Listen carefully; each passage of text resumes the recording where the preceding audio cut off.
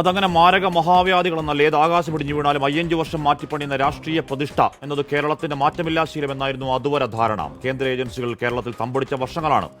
Exposing, അഴിമതി, വാർത്താസമ്മേളന പരമ്പരകൾ, RC, ഭാവി ക്യാബിനറ്റും സ്വപ്നം കണ്ട് മുഖ്യമന്ത്രി കസേരയിൽ മുഹൂർത്തം കുറിക്കാൻ പോയ വഴിക്കാണ് വെള്ളടി വെട്ടിയ രാഷ്ട്രീയാഘാതം. ലക്ഷണമൊത്ത തുടർഭരണം നടാടെയാണ് ചരിത്രത്തിലാദ്യം. ആ പിണറായി വിജയൻ മിന്നൽ പിണറായ കാലം, കോട്ടകൾ ചെങ്കോട്ടകൾ നെടുംകോട്ടകളായി മാറിയ ഒരു ചുവപ്പൻ പ്രതാപകാലം, ഓരോ UDF പ്രവർത്തകനും തെരുവിൽ തുണിയുരിയും മട്ടിൽ നാണം കെട്ട കാലമാണ്. രാഷ്ട്രീയ നാശകാലം അവർക്കെങ്കിലും മറക്കാവുന്നതാണോ? തോൽപ്പിക്കാനാവാത്ത കരുത്താണ് ഇൻവിൻസിബിൾ പിണറായി എന്ന അസാധ്യ കോൺഫിഡൻസ് സർക്കാരിനോട് ആ 40 അംഗ ന്യൂന സംഘം ദിക്കറിയാത്ത നാൽക്കവലയിൽ എങ്ങോട്ടെന്നറിയാത്ത ശ്വാസം മുട്ടിയതാണ്. ഒന്നു ഗ്രൂപ്പിന്റെ പെഡിഗ്രി ഇല്ലാത്തവൻ, രാഷ്ട്രീയ ഗോഡ് ഫാദർ ഇല്ലാത്തവൻ, ഒറ്റയ്ക്കൊരുത്തൻ വാക്കുകളുടെ തീക്കാറ്റിൽ കേരളം പിന്നെ കണ്ടത് ആ ചെറിയ സംഘം മഹാസംഘം സമരസംഘമായതാണ്. വീടിയിൽ ലീഡറായ പരകായ പ്രവേശം, പൊളിറ്റിക്കൽ റിസറക്ഷൻ, ഉയർപ്പിന്റെ അപാരത. തൃക്കാക്കരയിൽ, പുതുപ്പള്ളിയിൽ, നിലമ്പൂരിൽ, പാലക്കാടൻ കരിമ്പനകളിൽ, ലോക്കൽ ബോഡി, ലോക്സഭയിൽ എണ്ണം പറഞ്ഞ വിജയങ്ങൾ ചെങ്കോട്ടകൾക്ക് തീയിട്ട് അശ്വമേധ മാത്രമായിരുന്നു. അല്ല, ഷാർപ്പ് ഷൂട്ടിംഗിൽ എണ്ണിപ്പറഞ്ഞ മെജോറിറ്റിയിൽ രാഷ്ട്രീയ കേരളം അന്നേ കുറിച്ചതാണ് വനവാസക്കാരന്റെ ഈ പട്ടാഭിഷേകം. ഓർക്കണം, 52% മണ്ഡലത്തിൽ ഈഴവ വോട്ടർമാർ. RSSും SDPയും NSSും SNDPയും VD വിരുദ്ധ അകാല വെറുപ്പിൽ ശവക്കുഴി തോണ്ടാൻ മുള്ളുമുരുക്ക് ഒറ്റച്ചേരിയാണ്. തോറ്റുപോയേക്കാവുന്ന റിസ്കിൽ വെള്ളാപ്പള്ളിയോട് നീർക്കുന്നൊരു യുദ്ധപ്രഖ്യാപനം. വർഗീയവാദികൾക്ക് വോട്ട് ബാങ്ക് ഉണ്ടെങ്കിൽ അതങ്ങ് കയ്യിൽ വെക്ക് എന്ന് ഇലക്ഷന്റെ 16 മണിക്കൂറിൽ കാട്ടിയ ആർജവം, ധൈര്യം ഏതെങ്കിലും കാലത്ത് ഏതെങ്കിലും രാഷ്ട്രീയ പാർട്ടിയിൽ ഏതെങ്കിലും നേതാവുണ്ട് എടുത്തുകാട്ടാൻ ഒരു സ്റ്റീരിയോ ടൈപ്പ്, ഒരു വാർപ്പ് മാതൃക. 4 വോട്ടിന് നട്ടല് വളയ്ക്കാതെ ആരോടും കെഞ്ചി പറയാതെ പടനയിച്ചു വന്നവനെ പാളയത്തിൽ വെട്ടാൻ നോക്കിയപ്പോഴാണ് രായ്ക്കുരാമാനം രോഷത്തിൽ വിരമ്പിയത്. കണ്ണേ കരളെ VDSA മേൽക്കമ്മിറ്റിയെ തിരുത്തി കേവല മുദ്രാവാക്യം എന്നത് for the people, of the people, by the people. കാലത്തിന്റെ കാഹളമാണ്. ഒറ്റയ്ക്ക് വഴിവെട്ടി വന്നവൻ, ഒറ്റയാൻ ഒരുത്തനെയും കൂസാത്തവൻ. ആ ചെങ്കൊടി പാർട്ടി ഒന്നടങ്കം നോക്കിയിട്ട് തൊലിപ്പുറത്തേശിയില്ല. പിന്നെയാണോ 4 വർഗീയ വാക്കിലെ വെള്ളാപ്പള്ളി? അയാൾ പറയുന്ന നാളെ പറ്റിയാണെങ്കിൽ, നാളെയുടെ സ്വപ്നങ്ങളാണെങ്കിൽ, ആ വർഗീയ സിൽക്കാരങ്ങളിൽ നമ്മുടെ കുഞ്ഞുങ്ങളുടെ ഭാവിയെ പറ്റിയാണ് ആശങ്കയെങ്കിൽ, ഒരു ഫ്യൂഡൽ കമ്മ്യൂണൽ തമ്മാടിയുമായിട്ട് രോമത്തിൽ തൊടില്ല. പോലീസും വേണ്ട, കാവൽക്കേടും വേണ്ട. ഏഞ്ചൽ ഗാർഡിന് അയാളുടെ കാവൽ മാലാകെ ഈ നാടിന്റെ മനസാക്ഷി. പ്രിയ പ്രേക്ഷകർക്ക് എൻകൗണ്ടറിലേക്ക് സ്വാഗതം.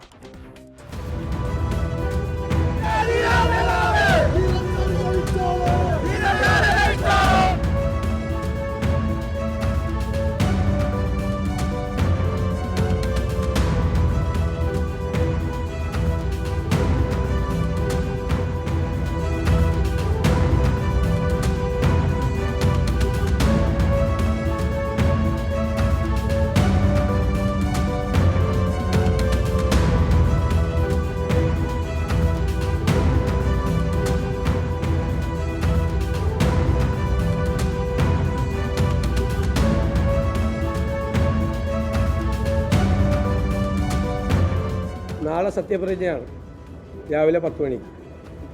മുഖ്യമന്ത്രിയോടൊപ്പം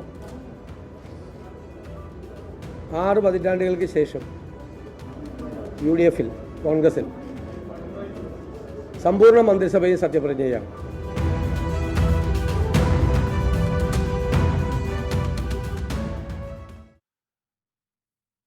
ചർച്ചകളിലേക്ക് വരും മുമ്പ് ഇന്ന് രാവിലെ മുതൽ ഇന്നലെയും ഇന്നുമായി മാരത്തൺ ചർച്ചകളാണ്. VD സതീശ മന്ത്രിസഭയ്ക്ക് അന്തിമരവുമായി. അവസാനഘട്ട ചർച്ചകളിൽ യൂത്ത് കോൺഗ്രസ് സംസ്ഥാന അധ്യക്ഷൻ OJ ജനീഷും റോജി M ജോണും KA തുളസിയും പട്ടികയിൽ ഇടം നേടി.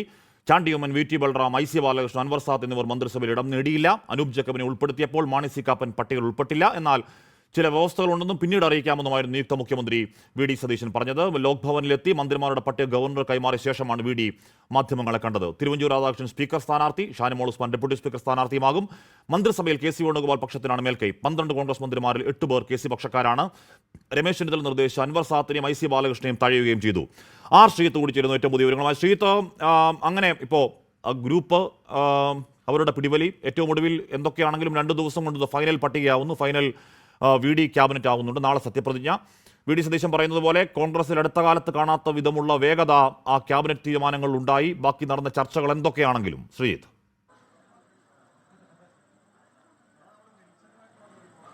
ഹാഷ്മി, 6 പതിറ്റാണ്ടിന് ശേഷമാണ് കോൺഗ്രസിന്റെ സർക്കാർ വരുമ്പോൾ മുഴുവൻ UDFിലെ മന്ത്രിമാരും ഒരുമിച്ച് സത്യപ്രതിജ്ഞ ചെയ്യുന്നത്. ആ പുതിയ ടീം UDFിൽ, ടീം VD സതീശനിൽ മന്ത്രിസഭയിൽ 14, VD സതീശടക്കം 14 പുതുമുഖങ്ങളാണ്.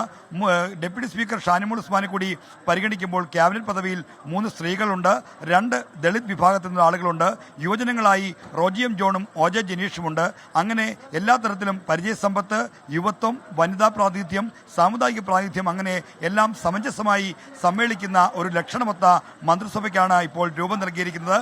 നാളെ രാവിലെ 10 മണിക്ക് സെൻട്രൽ സ്റ്റേഡിയത്തിൽ 10,000ങ്ങളെ സാക്ഷി നിർത്തി ഈ മന്ത്രിസഭ അധികാരമേൽക്കുമ്പോൾ UDFന്റെ 10 കൊല്ലത്തെ ഭരണനഷ്ടം ചരിത്രമാവുകയും പുതിയൊരു ചരിത്രം കുറിക്കുകയും ചെയ്യുമെന്ന കാര്യം ഉറപ്പാണ്. ഈ മന്ത്രിമാരുടെ പേരുകളിലേക്ക് വന്ന് ഒരു പശ്ചാത്തലത്തിലേക്ക് പോയാൽ ഏറ്റവും ഒടുവിൽ മന്ത്രിസ്ഥാനത്തേക്ക് കടന്നു വന്ന 3 പേരാണ്. അത് OJ ജനീഷും റോജിയം ജോണും KA തുളസിയുമാണ്. മന്ത്രിസഭയിൽ ദളിത് പ്രാതിനിധ്യം ഉറപ്പായും 2 വേണം, അതും പട്ടികജാതി വിഭാഗത്തിൽ നിന്ന് 2 പേർ വേണം എന്നുള്ളത് AICCയുടെ കർശനമായ നിർദ്ദേശമായിരുന്നു. അങ്ങനെയാണ് IC ബാലകൃഷ്ണനെയും KA തുളസിയെയും അവസാന ഘട്ടത്തിൽ പരിഗണിച്ചത്. ആദ്യ ഘട്ടത്തിൽ തന്നെ KPCCയുടെ വർക്കിംഗ് പ്രസിഡന്റായ AP അനിൽകുമാർ ദളിത് വിഭാഗത്തെ കൂടി പ്രതികരിച്ചുകൊണ്ട് ഈ മന്ത്രിസഭയിൽ സ്ഥാനം പിടിച്ചു. രണ്ടാമത്തെ ആളിന് വേണ്ടിയുള്ള ചർച്ചകളിലാണ് KA തുളസി മന്ത്രിസഭയിലേക്ക് കടന്നു വരുന്നത്. IC ബാലകൃഷ്ണനുമായി ബന്ധപ്പെട്ട് ശക്തമായ സമ്മർദ്ദം ഉണ്ടാകിയിരുന്നെങ്കിൽ കൂടി വയനാട്ടിൽ നിന്ന് T സിദ്ദിഖ് മന്ത്രിയായതോടെ പാലക്കാട് ജില്ലയുടെ പ്രാതിനിധ്യം എന്ന പരിഗണന കൂടിയാണ് KA തുളസിക്ക് വളരെ ഗുണകരമായി മാറിയത്. മാത്രമല്ല VD സതീശനോട് ഏറെ അടുപ്പം പുലർത്തുന്ന നേതാക്കൾ ഒരാൾ കൂടിയാണ് KA തുളസി. റോജിയം ജോണും OJ ജനീഷിന്റെയും കാര്യത്തിൽ യുവജനങ്ങൾക്ക് പ്രാതിനിധ്യം വേണമെന്ന രാഹുൽ ഗാന്ധിയുടെ കർശന ഇടപെടലാണ് യുവാക്കളുണ്ടല്ലോ എന്ന മട്ടിൽ ചൂണ്ടിക്കാണിച്ചത് മറ്റു ചില പേരുകളാണ്. അവരൊക്കെ 50 വയസ്സിനോട് അടുത്തവരല്ലേ എന്ന്. RC തവണ വാർത്തയുടെ വിവരങ്ങൾ നൽകിയത്. ടീം VD സെറ്റാണ്. നാളെ സ്റ്റേഡിയത്തിൽ അതെല്ലാവരും ഒരുക്കങ്ങൾ പൂർത്തിയാകുന്നു. ഓർത്തു നോക്കണം, 10 വർഷത്തെ അധികാരത്തിന് പുറത്തു നിൽക്കൽ, അതിനുശേഷം അധികാരത്തിലേക്ക് വരൽ, VD സതീശൻ മുഖ്യമന്ത്രിയാവൽ, അങ്ങനെ എന്തുകൊണ്ടും UDF പ്രവർത്തകർക്ക് ആഹ്ലാദിക്കാൻ പറ്റിയ നാളെ അവർ ആഘോഷമാക്കുന്ന ദിവസമാണ്. അപ്പോൾ പുതിയ മന്ത്രിസഭയ്ക്ക് എല്ലാവിധ ആശംസകളും നേരുകയുമാണ്. VR അനൂപ്, ശ്രീ ഷാഫി ചാലിയം, ശ്രീ ഷൈജു ആനണി, ശ്രീ ഷാവു പ്രസാദ് എന്നിവർ ചർച്ചയിൽ. ശ്രീ VR അനൂപ്, ഇവിടെ KC വേണുഗോപാലിന് വേണ്ടി വോക്കലായി വളരെ രോഷത്തോടെ ചർച്ചകളിൽ പങ്കെടുത്ത ആളാണ് താങ്കൾ. അതിനുള്ള ന്യായങ്ങൾ താങ്കൾക്കുണ്ടാവാം. പക്ഷേ ജനത്തിന്റെ ന്യായം അതായിരുന്നില്ല. തെരുവിൽ അവർ ഹൈക്കമാൻഡെ തിരുത്തി, VD മുഖ്യമന്ത്രി. അതേസമയം അതേ KCക്ക് മന്ത്രിസഭയിൽ നിർണായക പങ്കാളിത്തമുണ്ട്. RCക്ക് ആഭ്യന്തരമെന്ന് കേൾക്കുന്നുണ്ട്. നാളെയാണ് അന്തിമ തീരുമാനമാവേണ്ടത്. പഴയ കാലുഷ്യങ്ങൾക്ക് മറന്ന് ഒറ്റക്കെട്ടായി പോവാൻ, ഗ്രൂപ്പ് വൈരം മറന്ന് നിങ്ങൾ സെറ്റാണോ നാളത്തെ ദിവസത്തിനായി? ശ്രീ VR അനൂപ്. ഹാഷ്മി, ഒരു ചർച്ചയിൽ അങ്ങ് പാലിക്കേണ്ട സാമാന്യ മര്യാദ പാലിക്കണം. KC വേണുഗോപാലിന് വേണ്ടി ഞാൻ സംസാരിച്ചു എന്നൊക്കെ പറയുന്നത് പാർട്ടി നിലപാടാ. അല്ല, KC വേണുഗോപാൽ അധിക്ഷേപിക്കപ്പെട്ടപ്പോൾ സംസാരിച്ചിട്ടുണ്ട്. ഞാൻ VD സതീശനെ വെള്ളാപ്പള്ളി നടേശനെ ആക്രമിച്ചപ്പോൾ അദ്ദേഹത്തിന് അതിരൂക്ഷമായ ഭാഷയിൽ ഒരു മയവുമില്ലാതെ മറുപടി പറഞ്ഞ ആളാ. ഒരു കോൺഗ്രസ് പാർട്ടിയുടെ പ്രതിനിധി എന്നുള്ള നിലയിൽ സംസാരിക്കുമ്പോൾ KC വേണുഗോപാലിനെ പ്രതിരോധിക്കും, VD സതീശനെ പ്രതിരോധിക്കും, രമേശ് ചെന്നിത്തലയെ പ്രതിരോധിക്കും. ഞാൻ കോൺഗ്രസ് പാർട്ടിയെ പ്രതിനിധീകരിച്ച് KPCC അയച്ച ഒരു പ്രതിനിധിയാണ്, അങ്ങത് മാറ്റിവെക്കണം. ഞാൻ കോൺഗ്രസ് പാർട്ടിയുടെ പ്രതിനിധിയാണ് എന്ന് പറഞ്ഞ് നമുക്ക് ചർച്ചയിൽ തുടരാം. താങ്കൾ കോൺഗ്രസ് പാർട്ടി, അത് തർക്കം എന്താണ്? താങ്കൾ കോൺഗ്രസ് പാർട്ടിയുടെ പ്രതിനിധിയാണ്. പക്ഷേ KC VD RC മുഖ്യമന്ത്രി മത്സരത്തിൽ അല്ലെങ്കിൽ മുഖ്യമന്ത്രി റേസിൽ താങ്കൾ പക്ഷം പിടിച്ചത് KCക്കൊപ്പമാണ്. അതേ ഞാൻ പറഞ്ഞുള്ളൂ. താങ്കൾ അതിൽ അസ്വസ്ഥനാവണ്ട. അല്ല, അസ്വസ്ഥതയുടെ പ്രശ്നമൊന്നുമല്ല ഹാഷ്മി. ഞാൻ മുഖ്യമന്ത്രി സ്ഥാനത്തേക്ക് ആര് വരണം എന്നൊരു ചർച്ചയിലും പറഞ്ഞിട്ടില്ല. അതെന്റെ കടമയുമല്ല. KC വേണുഗോപാലിനെതിരെ ചില ആക്രമണങ്ങൾ ഉണ്ടായപ്പോൾ പറഞ്ഞു. അത് ഇതിനു മുമ്പ് നിങ്ങൾ VD സതീശനെതിരെ വെള്ളാപ്പള്ളി നടേശൻ നടത്തിയ വർഗീയ വിദ്വേഷ പരാമർശങ്ങളിൽ എല്ലാ ചാനലിലും പോയി. പല ആളുകളും ചർച്ചയിൽ പങ്കെടുക്കാത്തപ്പോഴും ഞാൻ വളരെ കൃത്യമായ താങ്കളുടെ ചർച്ചയിൽ ഉണ്ടായിരുന്നു എന്ന് എന്റെ ഓർമ്മ. പ്രതിരോധിച്ച ആളാ. ഞങ്ങളുടെ ഒരു നേതാവിനെയും ആരും തെരുവിലിട്ട് അലക്കാൻ ഞങ്ങൾ സമ്മതിക്കില്ല. അപ്പൊ അത് വേണ്ട ഹാഷ്മി. ഞാൻ താങ്കളോടുള്ള വ്യക്തിപരമായ എല്ലാ സ്നേഹവും സൗഹാർദ്ദവും നിലനിർത്തിക്കൊണ്ട് പറയുകയാണ്. അങ്ങനെ അത്തരം കാര്യത്തിലേക്ക് ചർച്ച കൊണ്ടുവേണ്ട. KPCC, Kerala Pradesh Congress committee KPCC അയച്ച പ്രതിനിധിയാണ് ഞാൻ. On the behalf of the പാർട്ടിയാണ് ഞാൻ സംസാരിക്കുന്നത്. കോൺഗ്രസിന് വേണ്ടിയാണ് സംസാരിക്കുന്നത്. താങ്കൾ എങ്ങനെ രോഷപ്പെടല്ലേ? കാര്യം നിങ്ങൾക്ക് സന്തോഷിക്കാനുള്ള ദിവസമല്ലേ നാളെ. നിങ്ങളുടെ മന്ത്രിസഭ അധികാരത്തിലേക്ക് വരികയല്ലേ? രോഷത്തിന്റെ പ്രശ്നമല്ല. ഈ ചർച്ചയിൽ അങ്ങനെ പറയേണ്ട ഒരു കാര്യമില്ല. അതെല്ലാം കഴിഞ്ഞ കാര്യങ്ങൾ. കോൺഗ്രസ് പാർട്ടി ഒരു അതൊക്കെ കഴിഞ്ഞ കാര്യങ്ങൾ. മുൻവിധിയോടുകൂടി ചോദ്യം തന്നെയായിരുന്നു. അതൊക്കെ കഴിഞ്ഞ കാര്യങ്ങൾ. നാളെ മുതൽ പുതിയ ദിവസം, ഡേ 1, VD സർക്കാരിന്റെ സത്യപ്രതിജ്ഞ, ഒരുപാട് വെല്ലുവിളികൾ. അതിനെപ്പറ്റി പറയൂ VR അനൂപ്. അല്ല, അതിനെപ്പറ്റി തന്നെയാണ് പറയുന്നത് ഹാഷ്മി. അങ്ങത് പറഞ്ഞതുകൊണ്ട് ഞാൻ പറയാൻ നിർബന്ധിതമായിരുന്നുള്ളൂ. എല്ലാ കോൺഗ്രസ്സുകാരെ സംബന്ധിച്ച് ഏറ്റവും സന്തോഷമുള്ള നിമിഷമാണിത്. ഞങ്ങളെ സംബന്ധിച്ച് ഞങ്ങളുടെ ലിസ്റ്റ് നോക്കൂ. കേരളത്തിന്റെ യൂത്ത് കോൺഗ്രസിന്റെ പ്രസിഡന്റുമാരായിരുന്ന 4 പേർ, T Siddique, PC Vishnunath, M Liju, ഇപ്പോഴത്തെ പ്രസിഡന്റ് OJ ജനീഷ് അടക്കം വ്യത്യസ്ത കാലഘട്ടങ്ങളിൽ യുവജന പ്രസ്ഥാനത്തെ നയിച്ച 4 പേർ. അത് മാത്രമല്ല കേട്ടോ, കേരളത്തിൽ ഈ പറയുന്ന സാമൂഹിക നീതിയെ കുറിച്ച് സംസാരിക്കുന്ന ഇടതുപക്ഷ അധികാരത്തിലുള്ളപ്പോൾ പട്ടികജാതി ജനവിഭാഗത്തിന് മന്ത്രി പോലും ഇല്ലാതിരുന്നൊരു സാഹചര്യം ഉണ്ടായിരുന്നു. കേരളത്തിന്റെ ചരിത്രത്തിൽ ആദ്യമായി പട്ടികജാതി ജനവിഭാഗത്തെ പ്രതിനിധീകരിക്കാൻ ഒരു മന്ത്രി പോലും ഇല്ലാതിരുന്ന സാഹചര്യത്തിൽ 2 മന്ത്രിമാർ ചരിത്രത്തിൽ ആദ്യമായി പട്ടികജാതി ജനവിഭാഗത്തിൽ നിന്ന് ലഭിക്കുമ്പോൾ അത് സാമൂഹിക നീതിയുടെ സാക്ഷാത്കാരമാണ്. അത് അത്തരം കാര്യങ്ങളെ കുറിച്ച് നമുക്ക് ചർച്ച ചെയ്യാം. വളരെ കൃത്യമായ ഒരു പോസിറ്റീവായ സാമൂഹിക നീതിയെ അഭിസംബോധന ചെയ്യുന്ന, അഡ്രസ് ചെയ്യുന്ന ഒരു മന്ത്രിസഭാ പുനഃസംഘടനയാണ് നടന്നിരിക്കുന്നത്. ഇവിടെ കഴിഞ്ഞ 5 വർഷത്തെ 10 വർഷത്തെ ഭരണത്തിൽ പട്ടികജാതി ജനവിഭാഗത്തെ സംബന്ധിച്ച് കിഫ്ബിയിലൂടെ ഈ 12% ദളിത് ജനവിഭാഗങ്ങൾക്കും ST ഉൾപ്പെടെയുള്ള ജനവിഭാഗങ്ങൾക്ക് ലഭിക്കേണ്ട ബജറ്റ് അലോക്കേഷൻ കിഫ്ബിയിലൂടെ മറികടന്നുവെങ്കിൽ അധികാരത്തിൽ നിന്ന് പട്ടികജാതി ജനവിഭാഗത്തെ മാറ്റി നിർത്തി. ഇവിടെ കൃത്യമായി കോൺഗ്രസ് അതിൻ്റെ സാമൂഹിക നീതിയുടെ പ്രഖ്യാപനമാണ് നടത്തിയിരിക്കുന്നത്. കേരളത്തിൻ്റെ ഇതപര്യന്തമുള്ള ചരിത്രത്തിൽ ഇതാദ്യമായി പട്ടികജാതി ജനവിഭാഗത്തിൽ നിന്ന് ഒരു സ്ത്രീ ഉൾപ്പെടെ 2 പേരെ നിയോഗിച്ചിരിക്കുന്നു. അത് വളരെ പ്രധാനമാണ്. ഓക്കെ, ഞാൻ അങ്ങനെയൊക്കെ എത്താം. അത് ഗംഭീര മൂവാണ്, ഒരു തർക്കം അക്കാര്യത്തിലില്ല. ഷാവ് പ്രസാദ്, ഇവിടെ LDFന്റെ തുടർഭരണം ആഗ്രഹിച്ച ആളാണ് താങ്കൾ. അതിന് കാരണം CPM സ്നേഹമല്ല, കോൺഗ്രസ് മുടിഞ്ഞു മുണ്ടക്കോല് എടുത്ത് ഈ രാജ്യത്തുണ്ടാവരുത് എന്ന RSS വികാരമാണ്. മാത്രമല്ല ഇപ്പോഴിത് കാണാനില്ല. എൻ്റെ ഓർമ്മ ശരിയാണെങ്കിൽ എണ്ണി പറഞ്ഞ് തോൽപ്പിക്കേണ്ട ഒരു ലിസ്റ്റ് താങ്കൾ ഇട്ടയാളാണ്. 1-ാം പെരിയാരൻ VD സതീശൻ, PT ബൽറാം അടക്കം താങ്കളുടെ ലിസ്റ്റിലുള്ള എല്ലാവരും ജയിച്ചു. ഈ കാഴ്ചകളെ കാണുമ്പോൾ വല്ലാത്തൊരു സങ്കടമുണ്ടോ ഷാബു പ്രസാദ്?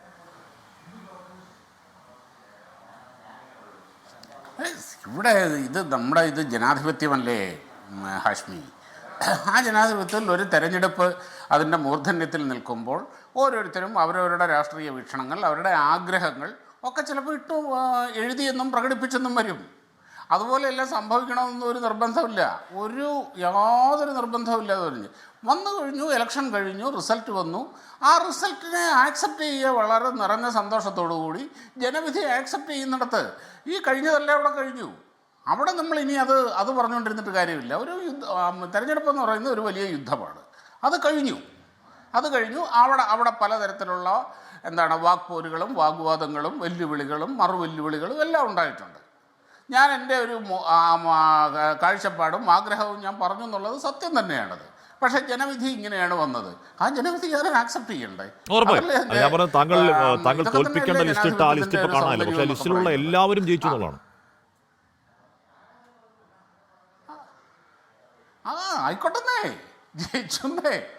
അത് ഇനിയിപ്പോൾ എനിക്കതിന് എന്ത് ചെയ്യാൻ പറ്റും? അവർ ജയിച്ചു എന്നുള്ളതൊരു യാഥാർത്ഥ്യമാണ് ഹാഷ്മി. അവിടെ ഇനി അതിനെ ചൊല്ലി ഞാനിവിടെ എന്ത് ന്യായീകരണം നടത്താനാണ്? അതവിടെ കഴിഞ്ഞു. ജനവിധി അതായിരുന്നു. 102 സീറ്റിന്റെ ഒരു മഹാവിജയം UDF സമ്മാനിച്ചു. മഹാവിജയത്തിന്റെ ഗ്ലോറി, ആ ഗ്രേസ് പോലെ അവർക്ക് ഭരിക്കാൻ 5 വർഷം കഴിയുമോ എന്നതാണ് ഇനിയുള്ള ചോദ്യം. ബാക്കി പോയ കാര്യങ്ങളോ കഴിഞ്ഞ കാര്യം. അതെ, അല്ല അതവർക്ക് കഴിയട്ടെ എന്നാണ് ഞാൻ ആഗ്രഹിക്കുന്നതും അവരോട് ആശംസിക്കുന്നതും. പക്ഷേ നമ്മളിപ്പോൾ കേരളത്തിലെ ഈ കഴിഞ്ഞ 10-75 വർഷത്തെ തെരഞ്ഞെടുപ്പുകളെ നമ്മളൊന്ന് വിലയിരുത്തി നോക്ക്. ഈ ഒരു 2 പ്രാവശ്യം മാത്രമേ കോൺഗ്രസ് മുഖ്യമന്ത്രിമാർക്ക് 5 വർഷം പൂർത്തിയാക്കാൻ കഴിഞ്ഞിട്ടുള്ളൂ. ഈ കഴിഞ്ഞ 70-ൽ പരം വർഷങ്ങളിൽ 82 മുതൽ 87 വരെ കരുണാകരനും 2011 മുതൽ 2016 വരെ ഉമ്മൻചാണ്ടിക്കും. അല്ലാതെ ഒരൊറ്റ കോൺഗ്രസ് മുഖ്യമന്ത്രിമാർ പോലും 5 വർഷം പൂർത്തിയാക്കിയിട്ടില്ല. ഇങ്ങനെ ഒരു വലിയ യാഥാർത്ഥ്യം നമ്മുടെ മുമ്പിലുണ്ട്. എന്തുകൊണ്ടാണ് അവർക്ക് പൂർത്തിയാക്കാൻ കഴിയാതിരുന്നത്? അത് നമ്മളിപ്പോൾ ഈ കഴിഞ്ഞ 8-10 ദിവസങ്ങളിൽ കണ്ട ആ കോൺഗ്രസിൻ്റെ അകത്തെ അന്തഛിദ്രം, പടലപ്പിണക്കം, പാരവെപ്പ്, പാലം വലിക്കൽ, ഇതെല്ലാമാണ് സാക്ഷാൽ കരുണാകരന് പോലും അതിന് കീഴടങ്ങേണ്ടി വന്നത്. ചരിത്രത്തിലെ UDFന്റെ ഏറ്റവും വലിയ വിജയമുണ്ടായത് 1977 അടിയന്തരാവസ്ഥ കഴിഞ്ഞ് വന്ന തെരഞ്ഞെടുപ്പിലാണ്. എൻ്റെ അറിവ് ശരിയാണെങ്കിൽ 140-ൽ 120 സീറ്റാണെന്ന് UDF ജയിച്ചത്. ഏറ്റവും വലിയ വിജയം. അതിനെക്കാട്ട് വലിയൊരു വിജയം ഉണ്ടായിട്ടില്ല അതിന് മുൻപും അതിന് പിൻപും. പക്ഷേ കരുണാകരൻ ഭരിച്ചത് 2 വർഷം. ഒരു 2 വർഷം ഭരിച്ചിട്ടില്ല, തികച്ച് 1 വർഷമാണ്. ആ 77 മുതൽ ഏറ്റവും വലിയ ഭൂരിപക്ഷം ഉണ്ടായിരുന്ന, ഏറ്റവും സ്റ്റേബിളായിട്ടുള്ള ഒരു റിസൾട്ട് ഉണ്ടായ ആ 77 മുതൽ 82 വരെ കേരളത്തിൽ 6 മുഖ്യമന്ത്രിമാരും ഉണ്ടായി. കരുണാകരൻ, AK ആൻ്റണി, CH മുഹമ്മദ് കോയ, പിന്നെ EK നായനാർ, PK വാസുദേവൻ നായർ, 5 മുഖ്യമന്ത്രിമാർ. ഇതും നമ്മുടെ കൺമുമ്പിലുള്ളൊരു കാര്യമാണ്. എന്തുകൊണ്ടാണ് ഇത് സംഭവിച്ചത്? കാരണം ഇതിൻ്റെ അകത്ത് ഏറ്റവും പ്രധാനപ്പെട്ട കാരണം കോൺഗ്രസ്സിനുള്ളിലെ ആ കടുത്ത വിഭാഗീയതയാണ്. ഇപ്പോൾ വളരെ തിളക്കമാർന്ന ഒരു വിജയമാണ് VD സതീശൻ്റെ നേതൃത്വത്തിൽ UDF നേടിയത് എന്നുള്ളതിൻ്റെ അകത്ത് യാതൊരു തർക്കവുമില്ല. നന്നായി, നല്ല വിജയം. ഇപ്പോൾ 60 വർഷത്തിന് ശേഷം സമ്പൂർണ്ണ മന്ത്രിസഭാ അധികാരത്തിലേക്ക് നാളെ അധികാരമേൽക്കുന്നു. ഇതുവരെ എല്ലാം ഓക്കെയാണ്. പക്ഷെ ഒരു കാര്യമുണ്ട്, ഇവിടെ ഇതിൻ്റെ അകത്ത് നടന്ന കാര്യങ്ങൾ ഇപ്പോൾ അനൂപ് അത് നിഷേധിക്കും. അദ്ദേഹം ഒരു പാർട്ടി പ്രതിനിധിയായിട്ടിരിക്കുന്നത് കൊണ്ട് അദ്ദേഹത്തിന് നിഷേധിച്ചേ പറ്റുള്ളൂ. ബഹുമാനപ്പെട്ട ഷാഫി ചാലിയത്തിനും അതൊക്കെ നിഷേധിച്ചേ പറ്റുകയുള്ളൂ. പക്ഷേ നമുക്കറിയാവുന്ന ചില യാഥാർത്ഥ്യങ്ങളുണ്ട്. എന്താണ് ഈ കഴിഞ്ഞ 4-ാം തീയതി മുതൽ ഈ കഴിഞ്ഞ ദിവസങ്ങളിൽ വരെ നടന്നത് എന്നുള്ളതറിയാം. ഇതൊന്നും ആരുടെയും മനസ്സിൽ നിന്ന് പോയിട്ടില്ല. ഇവിടെ VD സതീശനിൽ നിന്നുണ്ടാകുന്ന ആദ്യത്തെ മിസ്റ്റേക്കിന് വേണ്ടി കാത്തുകാത്തിരിക്കുന്നവർ കോൺഗ്രസിനുള്ളിലും ഈ മന്ത്രിസഭയിലും ഉണ്ട്, പാർട്ടിക്കുള്ളിലുമുണ്ട്. കരുണാകരനെ പുറത്താക്കിയതുപോലെ ഒരു അന്നത്തെ ചാരക്കേസിൽ കരുണാകരനെ പാലം വലിച്ച് പുറത്താക്കിയതുപോലെ കിട്ടുന്ന ആദ്യത്തെ ചാൻസിൽ VD സതീശൻ്റെ കാലുവാരാൻ, പാലം വലിക്കാൻ കണ്ണിലെണ്ണ ഒഴിച്ച് കാത്തിരിക്കുന്ന വലിയൊരു വിഭാഗം കോൺഗ്രസ് പാർട്ടിക്ക് ഈ മന്ത്രിസഭയ്ക്കുള്ളിൽ പോലും ഉണ്ട്. യാതൊരു സംശയമില്ല. കോൺഗ്രസ് പാർട്ടിയുടെ ചരിത്രം അതാണ്. നമ്മുടെ മുമ്പിലുള്ള ഡേറ്റ അതാണ്.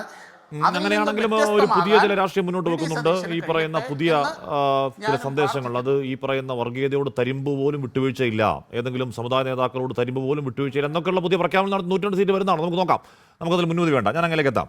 ശ്രീ ഷാഫി ചാലിം, ഇവിടെ വ്യക്തിപരമായ താല്പര്യങ്ങൾക്ക് വലിയ പ്രസക്തിയില്ലെങ്കിലും എനിക്കൊരാഗ്രഹം, നിങ്ങളുടെ ക്യാമ്പിൽ നിന്നും AK അഷ്റഫിൻ്റെ മന്ത്രിസ്ഥാനമായിരുന്നു. അതിന് കാരണം ആ ശിരൂർ രക്ഷാദൗത്യ കാലത്ത് മഴയത്തും വെയിലത്തും ദിവസങ്ങളോളം ഞാനടക്കം മാധ്യമങ്ങൾക്കൊപ്പം AKM നടത്തിയ ഒരു കഠിനാധ്വാനത്തിൻ്റെ ഓർമ്മ കൊണ്ടുകൂടിയാണ്. പോട്ടെ, നിങ്ങളുടെ കാര്യം.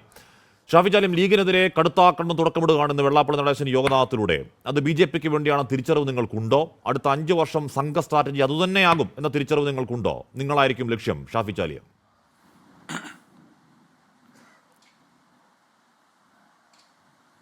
അല്ല, അദ്ദേഹത്തിന് ഇവിടുത്തെ പൊതുസമൂഹം ബാലറ്റിലൂടെ തന്നെ മറുപടി കൊടുത്തതാണ് ഈ കണ്ട ഞങ്ങളെപ്പോലും ഞെട്ടിപ്പിച്ചിട്ടുള്ള ഈ 102ൻ്റെ വലിയ ഹിമാലയൻ വിക്ടർ. മനസ്സിലാക്കണം. അപ്പം അതുകൊണ്ട് അദ്ദേഹം ഒരു ഭാഗത്ത് പറഞ്ഞുകൊണ്ടിരിക്കും. കാരണം BJPയുടെ കേന്ദ്ര സർക്കാർ കൊടുത്ത Y കാറ്റഗറി സുരക്ഷയിലാണ് അദ്ദേഹം നടക്കുന്നത്. അങ്ങനെ BJP കൊടുത്ത ഒരു സുരക്ഷയിൽ നടക്കുന്ന ഒരു മനുഷ്യനെ അതിനെയാണ് എന്താക്കിയത്, ഇവിടെ നവോത്ഥാന മതിലിൻ്റെ ചെയർമാനാക്കി വെക്കാൻ ഈ പിണറായി വിജയനും CPMനും യാതൊരു ഉളുപ്പുമില്ല. മനസ്സിലാക്കണം. ഒരു കയ്യിൽ കേന്ദ്ര ഗവൺമെൻറ്, മറുകൈയിൽ സംസ്ഥാന ഗവൺമെൻറ്, ഇങ്ങനെ നടക്കുകയാണ് ആ മനുഷ്യൻ. അപ്പോൾ അദ്ദേഹം എന്തെല്ലാം പറഞ്ഞു കൂട്ടി. അദ്ദേഹം പിണറായി വിജയന് തുടർ ഭരണം, അതാണ് എൻ്റെ ആഗ്രഹമെന്നും അതാണ് ഇവിടെ സംഭവിക്കുമെന്നും പറഞ്ഞു. ആ പറഞ്ഞ അദ്ദേഹത്തിന് UDFിൽ ആര് എന്ത് വകുപ്പെടുക്കുന്നു, ആർക്കൊക്കെ കൊടുക്കുന്നു, ഇത് പറയും. എന്ത് അവകാശമുള്ളത്? ഒരു അവകാശം അവർക്കില്ലല്ലോ. ഈ 102 സീറ്റുമായി UDF വന്നതിൽ ഇയാളുടെ കോൺട്രിബ്യൂഷൻ എന്താ? ഒരു കോൺട്രിബ്യൂഷൻ ഇല്ല. ഞങ്ങളുടെ ഈ വിജയത്തിൽ ഒരു പങ്കു വഹിക്കാത്ത ആളുകൾ പറയാണ് ഈ വകുപ്പ് അവർക്ക് കൊടുക്കരുത്, ആ വകുപ്പ് ഇപ്പോൾ, അതൊക്കെ ഇവർക്ക് എന്താ അധികാരമുള്ളത്? ഞങ്ങൾ തോന്നിയ പോലെ ഊരി വെക്കും, അത് UDFിനകത്ത് ആലോചിക്കും. മനസ്സിലായോ? ഇവരൊരു ഭാഗത്ത് പറഞ്ഞുകൊണ്ടേ നിൽക്കട്ടെ. നമ്മുടെ വിദ്യാഭ്യാസമുള്ള ഒരു പുതിയ തലമുറ ഇവിടെ ഉണ്ട്, അത് നമ്മൾ മനസ്സിലാക്കണം. അല്ല, ചോദ്യത്തിന് കാതൽ അതായിരുന്നില്ല. എൻ്റെ ചോദ്യത്തിന് കാതൽ വെള്ളാപ്പള്ളി ആയിരുന്നില്ല ഷാഫി ചാലിയം. കാര്യം വെള്ളാപ്പള്ളി നടേശൻ അവിടെ പിണറായിക്കൊപ്പം നിൽക്കുകയാണ് എന്ന വ്യാജോക്തിയിൽ വോട്ടുണ്ടാക്കി കൊടുക്കാൻ നോക്കിയത് NDA ക്യാമ്പിന് തന്നെയാണെന്ന് മനസ്സിലാക്കാതെ LDFന് മാത്രമാണ് ഷാഫി ചാലിയം. എൻ്റെ ചോദ്യത്തിൻ്റെ കാതൽ വെള്ളാപ്പള്ളി എന്ത് പറഞ്ഞിട്ടുണ്ട്. പക്ഷേ സഭയിൽ 3 അംഗങ്ങളുള്ള BJPയുടെ സ്ട്രാറ്റജി ലീഗ് ഓറിയൻറ്റഡ് സ്ട്രാറ്റജി ആയിരിക്കും. അതാണ് ഞാൻ പറഞ്ഞത്, ഷാഫി ചാലിയം. അല്ല, അതായത് അദ്ദേഹത്തിൻ്റെ മകനും അദ്ദേഹത്തിൻ്റെ ഭാര്യയും പരസ്യമായി BJPക്ക് വേണ്ടി ഇറങ്ങി.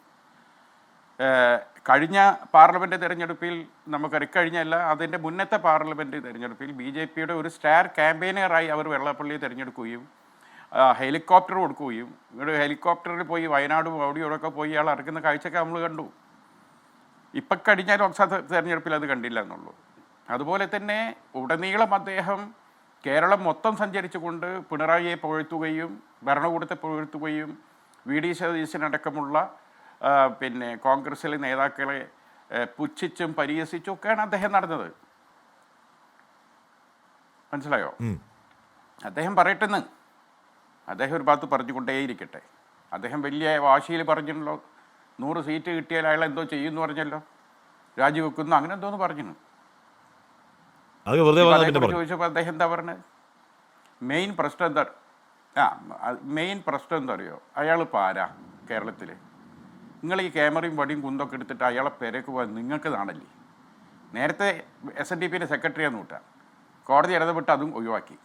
പിന്നെ ഈ മനുഷ്യൻ്റെ ഈ പിന്നെ അണ്ടിപ്പരിപ്പും ചായയും കുടിക്കാൻ എന്തിനാണ് പോകുന്നത്? അയാൾ ഛർദ്ദിക്കാൻ പോകുന്ന വിഷം നിങ്ങൾക്ക് നേരത്തെ അറിയല്ലോ. അറിഞ്ഞിട്ടും അത് നാട്ടുകാരെ കേൾപ്പിക്കാനുള്ള നിങ്ങളൊരു ത്വരണ്ടല്ലോ. കേരളത്തിലെ മാധ്യമ സമൂഹമൊക്കെ മാറിയാണ്. ഇത്തരത്തിലുള്ള വിഷം ഛർദ്ദിക്കുന്നവൻ്റെ ഒരു വാർത്ത കൊടുക്കാറില്ലായിരുന്നു പണ്ട് കാലത്ത്. ഇന്ന് ഏറ്റവും തീവ്രമായി ഈ മതവിദ്വേഷം വിളിച്ചു പറയുന്നവർ ആരാണോ അവനെയാണ് നിങ്ങൾക്ക് സുബൈക്ക് വിളിക്കണേ. വിളിച്ചിട്ട് എന്താ പറയണേ? ഇന്ന് ഞങ്ങളെ ചാനലിൽ വരും, രാവിലെ തന്നെ വിളിക്കണേ എന്തിനാണ്? നിങ്ങളെ മറ്റുള്ളവർ തട്ടിക്കൊണ്ടുപോക്കാനാണ്. വിളിക്കാറില്ല.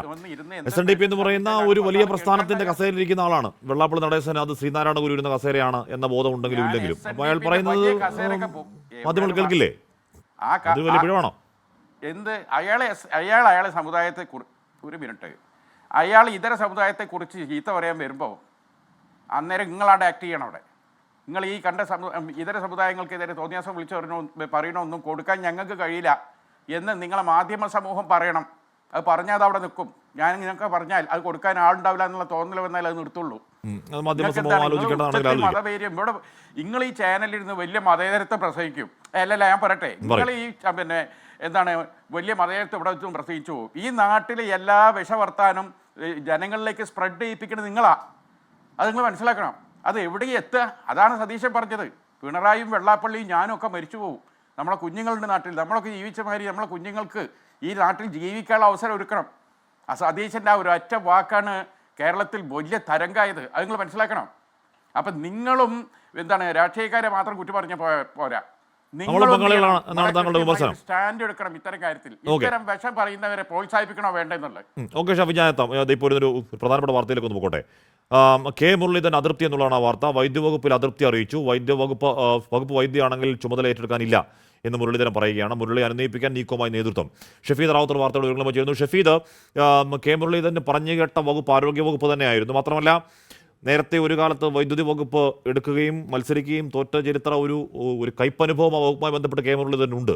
എന്തുകൊണ്ടാണ് ഈ വകുപ്പിൽ കെ മുരളീധരൻ അതൃപ്തി? എങ്ങനെയാണ് പരിഹാര നീക്കം? കശ്മീർ ക്യാബിനറ്റിലെ തന്നെ വളരെ സീനിയർ ആയിട്ടുള്ള ഒരു നേതാവ് അല്ലെങ്കിൽ ഒരു മന്ത്രി എന്ന രീതിയിലാണ് കെ മുരളീധരനെ കോൺഗ്രസ് അവതരിപ്പിക്കുന്നത്. വളരെ പ്രധാനപ്പെട്ട വകുപ്പ് തന്നെ അദ്ദേഹത്തിന് കൊടുക്കുമെന്നൊക്കെയുള്ള സൂചനകൾ ആദ്യഘട്ടത്തിൽ വന്നിരുന്നു. കെ മുരളീധരൻ അക്കാര്യത്തിൽ താല്പര്യം അത് ആരോഗ്യവും അതേപോലെ തന്നെ ദേവസ്വവുമായിരുന്നു. ആ രീതിയിൽ തന്നെ അദ്ദേഹം നേതാക്കളുമായി സംസാരിക്കുകയും അക്കാര്യത്തിൽ ആദ്യഘട്ടത്തിൽ അദ്ദേഹത്തിന് ഉറപ്പ് ലഭിക്കുകയും ഒക്കെ ചെയ്തിരുന്നു. എന്നാൽ ചില സമവാക്യങ്ങളുടെ ഭാഗമായി ഈ അന്തിമ പട്ടികയിലേക്ക് എത്തിയപ്പോൾ കെ മുരളീധരന് വൈദ്യുതി എന്ന രീതിയിലാണ് കാര്യങ്ങൾ പോയത്. മുൻപ് ഒരു 2.5 മാസക്കാലം അദ്ദേഹം വൈദ്യുതി വകുപ്പ് മന്ത്രിയായി ഇരുന്നിട്ടുണ്ട്. പക്ഷേ അതിനുശേഷം ഉണ്ടായിട്ടുള്ള പ്രശ്നങ്ങൾ സ്വാഭാവികമായി കേരള രാഷ്ട്രീയത്തിൽ ചരിത്രമാണ്. ഏതായാലും അതടക്കമുള്ള കാര്യങ്ങൾ അങ്ങനെ നിലനിൽക്കുമ്പോൾ വീണ്ടും അദ്ദേഹത്തിന് വൈദ്യുതി വകുപ്പ് കൊടുത്തതിൽ ഇപ്പോൾ അദ്ദേഹത്തിന് കടുത്ത അതൃപ്തി ഉണ്ട്. മാത്രമല്ല അതൃപ്തി അദ്ദേഹം ഇപ്പോൾ നേതൃത്വത്തോട് പ്രകടിപ്പിച്ചിട്ടുമുണ്ട്. ഈ വകുപ്പ് തന്നെ തീരുമാനമായി മുന്നോട്ട് പോവുകയാണെങ്കിൽ ഒരുപക്ഷെ നാളെ ചുമതല ഏറ്റെടുക്കുന്നതടക്കമുള്ള കാര്യങ്ങളിൽ നിന്ന് അദ്ദേഹം വിട്ടുനിൽക്കുമോ എന്നുള്ളതാണ് പുറത്തേക്ക് വരുന്ന സൂചനകൾ. അദ്ദേഹത്തെ അനുനയിപ്പിക്കാൻ തിരക്കിട്ട നീക്കങ്ങൾ അത് KPCC നേതൃത്വവും മുതിർന്ന നേതാക്കളും ആരംഭിച്ചിട്ടുണ്ട്. ഹാഷ്മി, അപ്പോൾ ഇപ്പോൾ നാളെ സത്യപ്രതിജ്ഞ ചെയ്യേണ്ടവരാണ് 20 അംഗ മന്ത്രിസഭ, മുഖ്യമന്ത്രി അടക്കം. അപ്പോൾ നാളെ കെ മുരളീധരൻ എത്താത്ത പ്രശ്നം ഉണ്ടാവുമോ ഷഫീദ്? കശ്മീർ കെ മുരളീധരൻ ഇല്ലാതെ ആ ചടങ്ങിന്റെ മാറ്റ് കുറയ്ക്കാൻ ഒരിക്കലും കോൺഗ്രസ് ആഗ്രഹിക്കില്ല. അതുകൊണ്ട് തന്നെ ഇന്ന് രാത്രി തന്നെ വളരെ പ്രധാനപ്പെട്ട ചർച്ചകൾ നടക്കും. മാത്രമല്ല ഈ വകുപ്പ് വീതം വെച്ചതിലടക്കം പലതരത്തിലുള്ള ആശയക്കുഴപ്പങ്ങളും അതൃപ്തികളും ഈ കോൺഗ്രസിനകത്ത് തന്നെയുണ്ട്. അതടക്കമുള്ള കാര്യങ്ങൾ ഒരു പ്രശ്ന പരിഹാരത്തിനുള്ള ശ്രമം അത് ഇന്ന് രാത്രി തന്നെ കോൺഗ്രസ് നേതൃത്വത്തിന്റെ ഭാഗത്തു നിന്നും അതേപോലെ നിയുക്ത മുഖ്യമന്ത്രി വി ഡി സതീശന്റെ ഭാഗത്തു നിന്നും ഉണ്ടാകും. ഓക്കെ. അതിനിടയിൽ മുസ്ലിം ലീഗിലും സൈബർ പോര് സംഭവിക്കുന്നുണ്ട്. വി അബ്ദുൽ ഗഫൂറിന്റെ മന്ത്രിസ്ഥാനം ചോദ്യം ചെയ്യുകയാണ് സൈബർ അണികൾ. സാദിഖ് അലി തങ്ങളുടെയും പി കെ കുഞ്ഞാലിക്കുട്ടിയുടെയും ഫേസ്ബുക്ക് പോസ്റ്റ് താഴെയാണ് വിമർശനം. അബ്ദുൽ ഗഫൂറിന്റെ യോഗ്യത എന്താണെന്നാണ് ചോദ്യം. വ്യക്തി താല്പര്യ വീതമാണ് നടന്നത്. നേതാക്കളുടെ മണ്ഡലം തീരുമാനം കാരണം ലീഗിന് കമ്മ്യൂണിസ്റ്റുകാരുടെ ഗതി വരും. ആരാണ് ഗഫൂർ എന്നും ആർക്കു വേണ്ടിയാണ് ഗഫൂർ എന്നും കമന്റുകൾ വരുന്നു. AK അഷ്റഫ്, പാറക്കൽ അബ്ദുള്ള എന്നിവരെ പരിഗണിക്കണമായിരുന്നു എന്നും ആവശ്യമുണ്ട്. നമുക്കതിൽ അല്പസമയത്തിനകം ഷാഫി ചാലത്തോടൊരു പ്രതികരണം ആരായം അദ്ദേഹം സംസാരിക്കുമെങ്കിൽ. ശ്രീ ഷൈജു ആന്റണി, യഥാർത്ഥത്തിൽ V D Satheesan high command choice അല്ല, ജനത്തിന്റെ ചോയ്സാണ്. തിരുത്തിയതാണ്, തിരുത്തേണ്ടി വന്നതാണ്. പക്ഷേ മന്ത്രിസഭയിൽ കെ സിക്ക് വ്യക്തമായ മേൽക്കൈയുണ്ട്. താനും ആഭ്യന്തര വകുപ്പ് കൈയില്ലാത്ത മുഖ്യമന്ത്രിയാണ്. പോയ കാലങ്ങളിൽ വി ഡി സതീശൻ എന്ന നേതാവ് പറഞ്ഞുകൊണ്ടിരുന്ന ഒരു വിഷനുണ്ട്, ഒരു വീക്ഷണമുണ്ട്. അത് ശ്രീ ഷാഫി ചാലിൻ നേരത്തെ പറഞ്ഞതുമാണ്. എന്താണ്? ഇവിടെ വി ഡി സതീശൻ മരിക്കും, ഇവിടെ മുഖ്യമന്ത്രി പിണറായി വിജയൻ മരിക്കും, കുറേ നാൾ ഓർമ്മകൾ നിൽക്കും, കുറച്ച് കഴിയുമ്പോൾ അതും പോകും. പക്ഷേ നമ്മൾ ഈ സമയത്ത് ഈ പറയുന്ന വർഗീയതയ്ക്കെതിരെ ആക്ട് ചെയ്യാതിരുന്നാൽ നാളെ നമ്മുടെ കുഞ്ഞുങ്ങൾ അനുഭവിക്കും എന്നത് അത് വിശാലമായ ഒരു വിഷനും വീക്ഷണവുമാണ്. അതടക്കം സാധ്യമാക്കാൻ കഴിയുന്ന ഒരു ടീമാണ് ഇന്ന് പ്രഖ്യാപിക്കപ്പെട്ട ടീം UDF എന്ന് തോന്നുന്നുണ്ടോ ശ്രീ ഷൈജു ആന്റണി? ഹാഷ്മി, വളരെ പ്രധാനപ്പെട്ട ഒരു കാര്യം, കേരളത്തിലെ മനുഷ്യർ, സാധാരണ മനുഷ്യർ അതിഭയങ്കരമായ പ്രതീക്ഷയാണ് ഈ സർക്കാരിൽ വെച്ച് പുലർത്തുന്നത്. വലിയ പ്രതീക്ഷകളാണ്. നിങ്ങൾ ഏത് വിഭാഗത്തിൽപ്പെട്ട ആളുകളോട് വേണമെങ്കിലും ചോദിച്ചു നോക്കിക്കോളൂ. കഴിഞ്ഞ 10 വർഷത്തിനുള്ളിൽ കേരളത്തിൽ പോരാട്ടം നടത്തിയ, വിവിധ രംഗങ്ങളിൽ സമരം ചെയ്തവരോട്, വിവിധ വിഷയങ്ങളെ ഉന്നയിച്ച് പ്രതിസന്ധികൾ ഉണ്ടാക്കിയവരോട്, PSC ലിസ്റ്റിൽ കയറാതെ ബുദ്ധിമുട്ട് അനുഭവിച്ച ഉദ്യോഗാർത്ഥികളോട്, യുവജനങ്ങളോട്, വാർദ്ധക്യ സഹജമായ അസുഖങ്ങൾ ബാധിച്ചിരിക്കുന്നവരോടൊക്കെ ചോദിച്ചു നോക്കിക്കോളൂ. അവർക്കെല്ലാവർക്കും ഈ സർക്കാരിൽ അതിഭയങ്കരമായ പ്രതീക്ഷയുണ്ട്. അത് എത്രമാത്രം പുലർത്താനാകും? അതായത് ഇവരെല്ലാം, ഈ സർക്കാർ എത്ര ചെയ്താലും മടുക്കാത്ത അത്ര വലിയൊരു പ്രതീക്ഷയിലാണ് ജനം നിൽക്കുന്നത്. പ്രതീക്ഷകളുടെ ഉത്തുംഗ കോടിയിൽ ജനം നിൽക്കുകയാണ് എന്നാണ് ഞാൻ മനസ്സിലാക്കുന്നത്. സാധാരണഗതിയിലുള്ള മനുഷ്യരോട് സംസാരിക്കുമ്പോൾ നമുക്ക് മനസ്സിലാകുന്ന കാര്യം അതാണ്.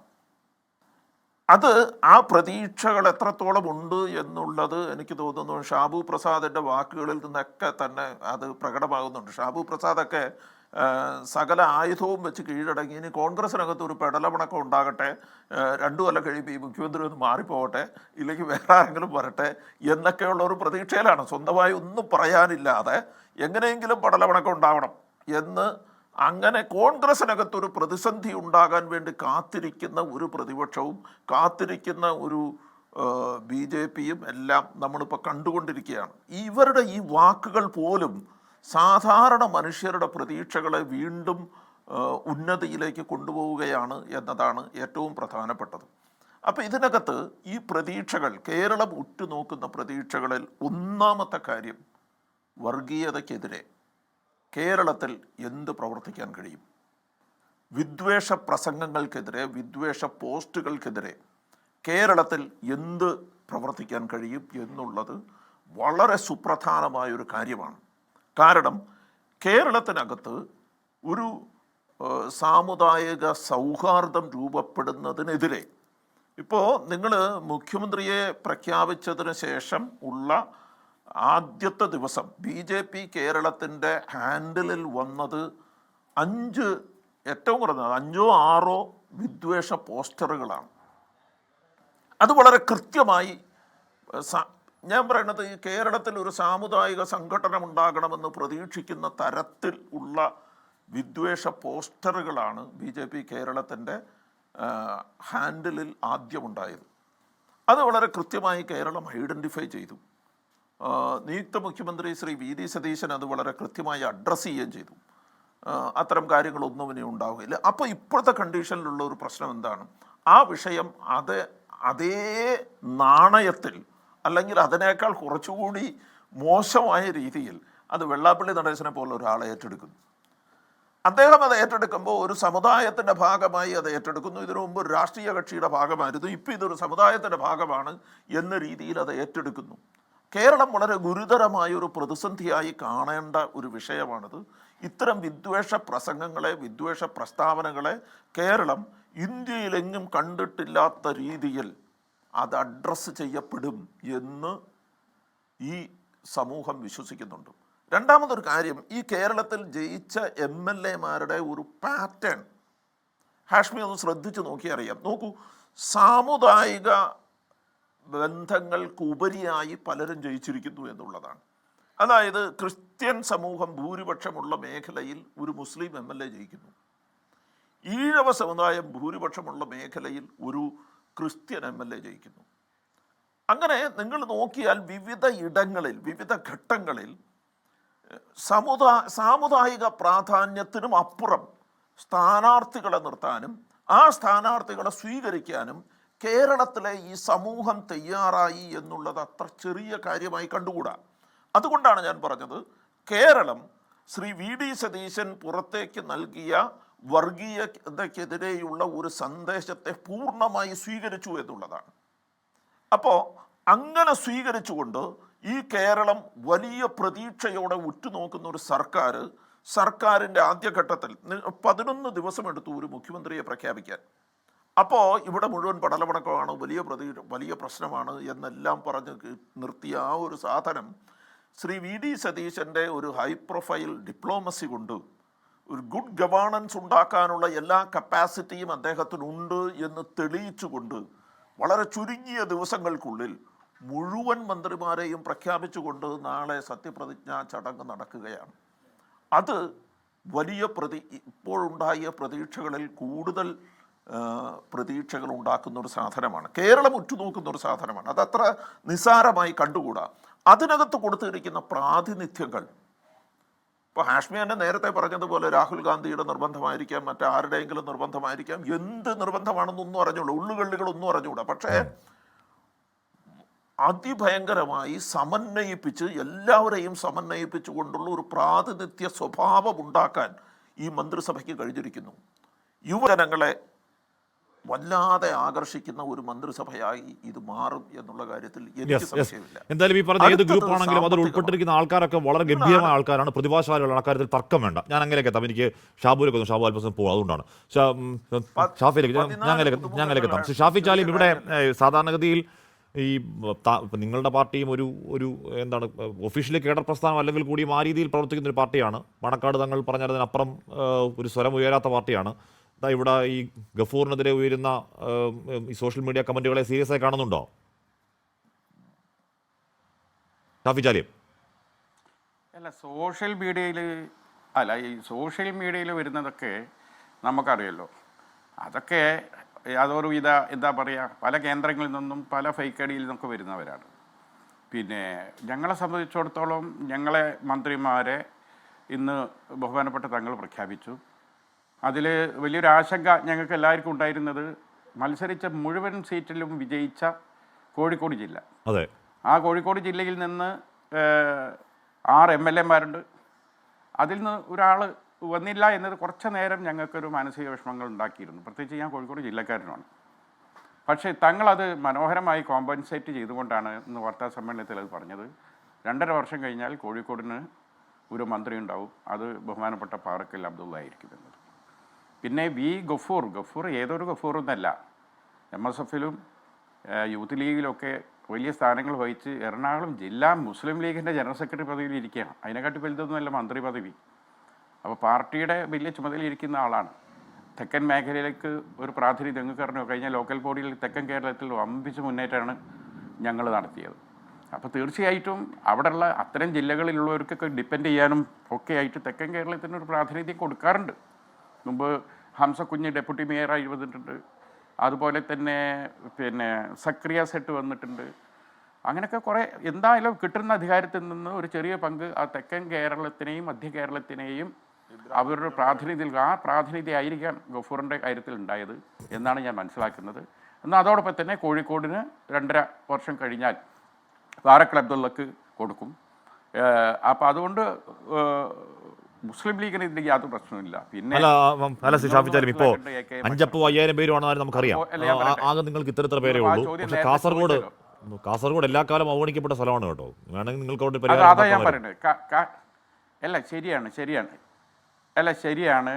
AK മഷ്റഫ്, അതേപോലെ കോഴിക്കോട്ടെ റസാഖ് മാഷ്, അങ്ങനെ തുടങ്ങി ഇങ്ങനെ പോയി നോക്കുമ്പോൾ പരിഗണിക്കപ്പെടേണ്ട പലരും ഉണ്ട്. ഒരു 10 സീറ്റ് കോൺഗ്രസിന് മാറി 10 മന്ത്രിസ്ഥാനം ഞങ്ങൾക്ക് ഉണ്ടായിരുന്നെങ്കിൽ വനിതകൾ വരും, MSF-കാരും വരും, ഒക്കെ ഞങ്ങൾ വരുമായിരുന്നു. ഞങ്ങൾക്ക് 5 എണ്ണമല്ലേ ഉള്ളൂ. ഒരു ബത്തൊക്കെ ആണെങ്കിൽ കട്ട് ചെയ്ത് എല്ലാവർക്കും ഓരോ കഷ്ണം കൊടുക്കുകയായിരുന്നു. ഇത് 5 വകുപ്പല്ലേ തന്നത്, എന്ത് ചെയ്യാൻ പറ്റും? അപ്പോൾ സ്വാഭാവികമാണ് രാഷ്ട്രീയത്തിൽ അങ്ങനെയൊക്കെ ഉണ്ട്. ചിലർക്ക് സീറ്റ് കിട്ടിയില്ല, അതിൽ വിഷമമുള്ളവരുണ്ട്. അതുപോലെ തന്നെ ചിലർക്ക് മന്ത്രിസ്ഥാനത്തിന് അർഹരായിരിക്കും, കിട്ടിക്കൊണ്ടായില്ല. ഇപ്പോൾ നമ്മൾ കോൺഗ്രസിൻ്റെ ലിസ്റ്റിൽ നിന്ന് നിർബന്ധമായി നമ്മൾ വരുമെന്ന് പ്രതീക്ഷിച്ച പലരെയും കാണുന്നില്ല. അപ്പോൾ അതൊക്കെ സ്വാഭാവികമാണ്. എല്ലാവരെയും തൃപ്തിപ്പെടുത്തിക്കൊണ്ടുള്ള പിന്നെ ഒന്നും ഈ നാട്ടിൽ നടക്കില്ല. അപ്പോൾ ഓരോരുത്തരൊക്കെ അത് വിധിയായിട്ട് കണക്കാക്കണം എന്നാണ് പിന്നെ എനിക്ക് പറയാനുള്ളത്. അങ്ങനെ ഒരു നിരാശയുടെ പ്രശ്നം ഉദിക്കുന്നില്ല. നാളത്തെ സത്യപ്രതിജ്ഞ വരെ ഈ വാർത്തകൾക്കൊക്കെ ചെറിയ പ്രശ്നങ്ങളുണ്ടാവും, അത്രയേ ഉണ്ടാവുള്ളൂ. അപ്പു ജോൺ ജോസഫാണ് chief whip. Kerala Congress chairman P J Joseph മുഖ്യമന്ത്രി കത്ത് നൽകി. പി ജെ ജോസഫ് കേരള കോൺഗ്രസ് ജോസഫ് ഗ്രൂപ്പിന് 2 മന്ത്രി സ്ഥാനങ്ങൾ വേണം എന്ന നിലപാടിൽ അവർ അവസാനം വരെ ഉറച്ചു നിന്നു. കഴിഞ്ഞ മന്ത്രിസഭാ കാലത്ത് 2 മന്ത്രി വകുപ്പ് ഒരു ചീഫ് പി സി ജോർജ് അന്നുണ്ടായിരുന്നതാണ്. അതുകൊണ്ട് ഇക്കുറിയും അതുതന്നെ വേണം. ചീഫ് വേണമെങ്കിൽ കോൺഗ്രസ് എടുത്തോട്ടെ, പക്ഷേ 2 മന്ത്രിസ്ഥാനത്തിൽ വിട്ടുവീഴ്ചയില്ല എന്ന കാര്യം ഉറച്ചു പറഞ്ഞാണ്. പക്ഷേ ഏറ്റവും കൂടുതൽ അനുനയ നീക്കത്തിന് വഴങ്ങുന്നു കേരള കോൺഗ്രസ് ജോസഫ് ഗ്രൂപ്പ്. മോൻസ് ജോസഫ് ആണ് മന്ത്രി. അബു ജോൺ ജോസഫ് പി ജെ ജോസഫിന്റെ മകനാണ് chief whip. Kerala Congress chairman P J Joseph മുഖ്യമന്ത്രിക്ക് കത്തും നൽകി. അതിനിടയിൽ വരുന്ന മറ്റൊരു വാർത്ത, കെ മുരളീധരൻ ആ വിഷയത്തിൽ നിലപാട് കടുപ്പിക്കുകയാണ്. വൈദ്യുതി വകുപ്പാണെങ്കിൽ സത്യപ്രതിജ്ഞ ചെയ്യില്ല എന്ന നിലപാടിലേക്ക് എത്തുന്നു. ആരോഗ്യം ദേവസ്വം വകുപ്പുകൾ തരുമെന്ന് നേരത്തെ അറിയിച്ചു. പിന്നീട് വകുപ്പ് മാറ്റിയതിൽ കെ മുരളീധരന്റെ പ്രതിഷേധം അദ്ദേഹം അറിയിക്കുകയാണ്. ആരോഗ്യ ദേവസ്വം വകുപ്പുകൾ വേണം എന്ന് കെ മുരളീധരൻ ഉറച്ചു നിൽക്കുന്നു. അത് നേതൃത്വത്തെ അറിയിക്കുകയും ചെയ്തു. ആ വകുപ്പ് മാറ്റി തരുന്നില്ലെങ്കിൽ സത്യപ്രതിജ്ഞയ്ക്കില്ല എന്നുള്ളതാണ് കെ മുരളീധരന്റെ അതൃപ്തി അറിയിക്കൽ. അതിപ്പോൾ ഏത് രീതിയിലാണ് ഈ രാത്രി ബാക്കി സമയം കൊണ്ട് പരിഹരിക്കുക എന്ന കാര്യം അറിയില്ല. നേരത്തെ തന്നെ കേട്ടത് കെ മുരളീധരൻ ആരോഗ്യവകുപ്പ് എന്ന് തന്നെ ദീർഘ ദിവസങ്ങളായി പറയുന്ന കെ മുരളീധരൻ മന്ത്രിസഭയിലേക്ക് ബർത്ത് ഉറപ്പിച്ച ആ സമയം മുതൽ കേൾക്കുന്നതാണ്.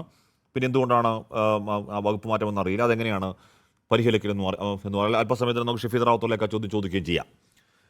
CVR അനൂപ്, ഇവിടെ ഷൈജു ആനന്ദി പറഞ്ഞ പ്രതീക്ഷകളുടെ വലിയ ഒരു മല, ഒരു ഹിമാലയൻ മല VDക്ക് മുന്നിലുണ്ട്. അത് പല ഘടകങ്ങൾ കൊണ്ടാണ് എന്ന് പറഞ്ഞാൽ VDയുടെ പല പ്രസ്താവനകൾ കൊണ്ട്, പല വീക്ഷണങ്ങൾ കൊണ്ട്. ഏറ്റവും ഒടുവിൽ ഈ ഷാരിഖ് ഷംസുദ്ദീൻ്റെ അതിശക്തം പോഡ്കാസ്റ്റിലൊക്കെ അദ്ദേഹം പറയുന്ന കേട്ടാൽ അദ്ദേഹം ഐഡിയകളുടെ ഒരു വലിയ തിങ്ക് ടാങ്കാണ്. അതടക്കം അദ്ദേഹം തന്നെ ഉണ്ടാക്കിയ പെർസെപ്ഷൻ മുഖാന്തരം വലിയ പ്രതീക്ഷകളുടെ ഭാരമുണ്ട്. നേരത്തെ ഷാബു പ്രസാദ് കോൺഗ്രസിൻ്റെ പോയ കാലങ്ങൾ ചൂണ്ടിക്കാട്ടി നടത്തിയ അദ്ദേഹം പറയുന്ന വേറൊരർത്ഥത്തിലാണെങ്കിലും അതിലും യാഥാർത്ഥ്യമുണ്ടല്ലോ. അപ്പോൾ ഇതിനിടയിൽ കൂടി വേണം വലിയ പ്രതീക്ഷയിൽ ആ മുന്നണിയെ, ആ സർക്കാരിനെ VDക്ക് നയിക്കാൻ. CVR അനൂപ്. തീർച്ചയായും VD സതീശൻ മാത്രമല്ല, ഭാവനാ സമ്പന്നമായ ഒരു നേതൃനിരയാണ് കോൺഗ്രസിനുള്ളത്, അതുപോലെ UDFിനുള്ളത്. ആരാണ് മോശക്കാർ ഈ മന്ത്രിസഭയിൽ? ഓരോരുത്തർ വ്യക്തിപരമായി അങ്ങേക്ക് പരിശോധിക്കാമല്ലോ. ഇതിനകത്ത് സീനിയോറിറ്റിയുടെയും ഈ പറയുന്ന പുതിയ യുവത്വത്തിൻ്റെ എന്ന് പറയുമ്പോൾ ഇതുവരെ മന്ത്രിസഭയുടെ ഭാഗമാകാത്ത ആളുകൾ, ഇപ്പോൾ PC വിഷ്ണുനാഥ്, M ലിജു, സിദ്ദിഖ്, തൊട്ട് ഏറ്റവും അവസാനം യൂത്ത് കോൺഗ്രസിൻ്റെ ഈ തലമുറയുടെ പ്രതിനിധാനമായ OJ ജനീഷ്, ഇവരാരും മോശക്കാരല്ല. പിന്നെ നമ്മൾ ഈ പരിശോധിക്കേണ്ടത് ഈ SC വിഭാഗത്തിൽ നിന്ന് 2 മന്ത്രിമാർ വരുന്നു എന്നൊക്കെ പറയുമ്പോൾ ചരിത്രപരമാണെന്നേ. അങ്ങനെ സമ്മർദ്ദശക്തിയായി നിൽക്കാൻ അങ്ങനെ സമുദായ സംഘടനകളൊന്നും വിലപേശാതെ തന്നെ കോൺഗ്രസ് ഒരു തീരുമാനം എടുക്കുക. സംസ്ഥാനത്തിൻ്റെ ഭരണത്തിൽ നാളിതുവരെ വിഹിതം കിട്ടാത്തൊരു ജനവിഭാഗത്തിന് പുതുതായി ഒരു കീഴ്വഴക്കം സൃഷ്ടിക്കുകയാണ്. അതാണ് ജനാധിപത്യപരമായി ഇതുവരെ അധികാരത്തിൽ നിന്ന് നിഷേധിക്കപ്പെട്ട, മാറ്റി നിർത്തപ്പെട്ട ഒരു ജനവിഭാഗത്തെ അധികാരത്തിൻ്റെ മുഖ്യധാരയിലേക്ക് കൊണ്ടുവരികയാണെന്നേ. അത് ചെറിയ കാര്യമാണോ? അത് വളരെ കൃത്യമായി അത് മുന്നോട്ട് വയ്ക്കുന്ന സന്ദേശം എന്ന് പറയുന്നത് വളരെ പ്രധാനമാണ്. ഇപ്പോൾ OBC പ്രാതിനിധ്യത്തെക്കുറിച്ച് നിങ്ങളെന്താ പറഞ്ഞത്? 2 ഈഴവ മന്ത്രിമാർ മാത്രമേ ഉണ്ടാവൂ എന്ന് പറഞ്ഞ് 3 പേര്. അത് കേരളത്തിൽ അത് അർഹിക്കപ്പെടുന്നല്ലോ. ഒരു വലിയ ജനവിഭാഗം, കേരളത്തിൻ്റെ ജനസംഖ്യയിൽ 1% വരുന്ന ജനവിഭാഗത്തെ സംബന്ധിച്ച് 3 എണ്ണമെങ്കിലും മിനിമം കൊടുക്കുക എന്ന് പറയുന്നത് ഇന്ന് ഉച്ചവരെ നിങ്ങൾ റിപ്പോർട്ട് ചെയ്തത് 2 മന്ത്രിമാരെന്നാ. അതിനകത്ത് പരമാവധി, അതൊന്നും പൂർണ്ണമാണെന്ന അഭിപ്രായം ഞങ്ങൾക്കില്ല, പക്ഷേ പരമാവധി സാമൂഹിക നീതി സാക്ഷാത്കരിക്കാൻ ശ്രമം നടത്തിയ ഒരു സർക്കാരാണിത്. അതിൻ്റെ തുടക്കം തന്നെ അങ്ങനെയാണ്. പട്ടികജാതി ജനവിഭാഗത്തെ സംബന്ധിച്ച്, ഈ പറയുന്ന OBCയെ സംബന്ധിച്ച്, അങ്ങനെ ഓരോരുത്തർക്കും അതിനകത്ത് അർഹരായ എല്ലാവർക്കും മന്ത്രിസ്ഥാനം കൊടുക്കാൻ കഴിഞ്ഞു എന്നല്ല, പക്ഷേ ഈ മന്ത്രിസഭയിൽ ഇരിക്കുന്ന എല്ലാ വ്യക്തികളും അർഹരാണ്. ഒരു വ്യക്തി പോലും അനർഹനല്ല എന്നുള്ളതാണ് ഞങ്ങൾക്ക് ആവർത്തിച്ച് പറയാനുള്ളത്. ഷാബു പ്രസാദ്, ഇവിടെ ഈ പറയുന്നത് ഇപ്പോൾ LDF ചാനലുകൾ പറയുന്നത്, ഇപ്പോൾ LDF ആണെങ്കിൽ ഇങ്ങനെ സാമുദായിക സമവാക്യം നോക്കില്ല, ബാക്കി സമവാക്യങ്ങൾ നോക്കില്ല, അവർക്ക് വർഗരാഷ്ട്രീയമാണെന്നൊക്കെ പറയുമ്പോഴും എന്താണ് അതിൻ്റെ അടിത്തറ, അന്തർധാര എന്നൊക്കെ എല്ലാവർക്കും അറിയാം. ഷാബു പ്രസാദ്, ഇവിടെ സോഷ്യൽ ബാലൻസ് നോക്കേണ്ടതുണ്ട്, ബാക്കി കാര്യങ്ങളൊക്കെ നോക്കേണ്ടതുണ്ട്. ആ ബാലൻസിങ് ഒക്കെ നോക്കിയാലും അതിൻ്റെ ബാക്കി ഗ്രൂപ്പ് അതൊക്കെ മാറ്റി നിർത്തിയാലും ഈ VD മന്ത്രിസഭയിലെ ഓരോരുത്തരും, ഇപ്പോൾ അതിനേക്കാൾ കൂടുതൽ അർഹതയുള്ളവർ പുറത്തു നിൽക്കുന്നു പറയുമ്പോഴും ഓരോരുത്തരും അവരുടെ വ്യക്തിപരമായ മികവ് അവരവരുടെ മേഖലകളിൽ തെളിയിച്ചവരാണ്. അക്കാര്യത്തിൽ തർക്കം വേണ്ട ഷാബു പ്രസാദ്, അല്ലേ?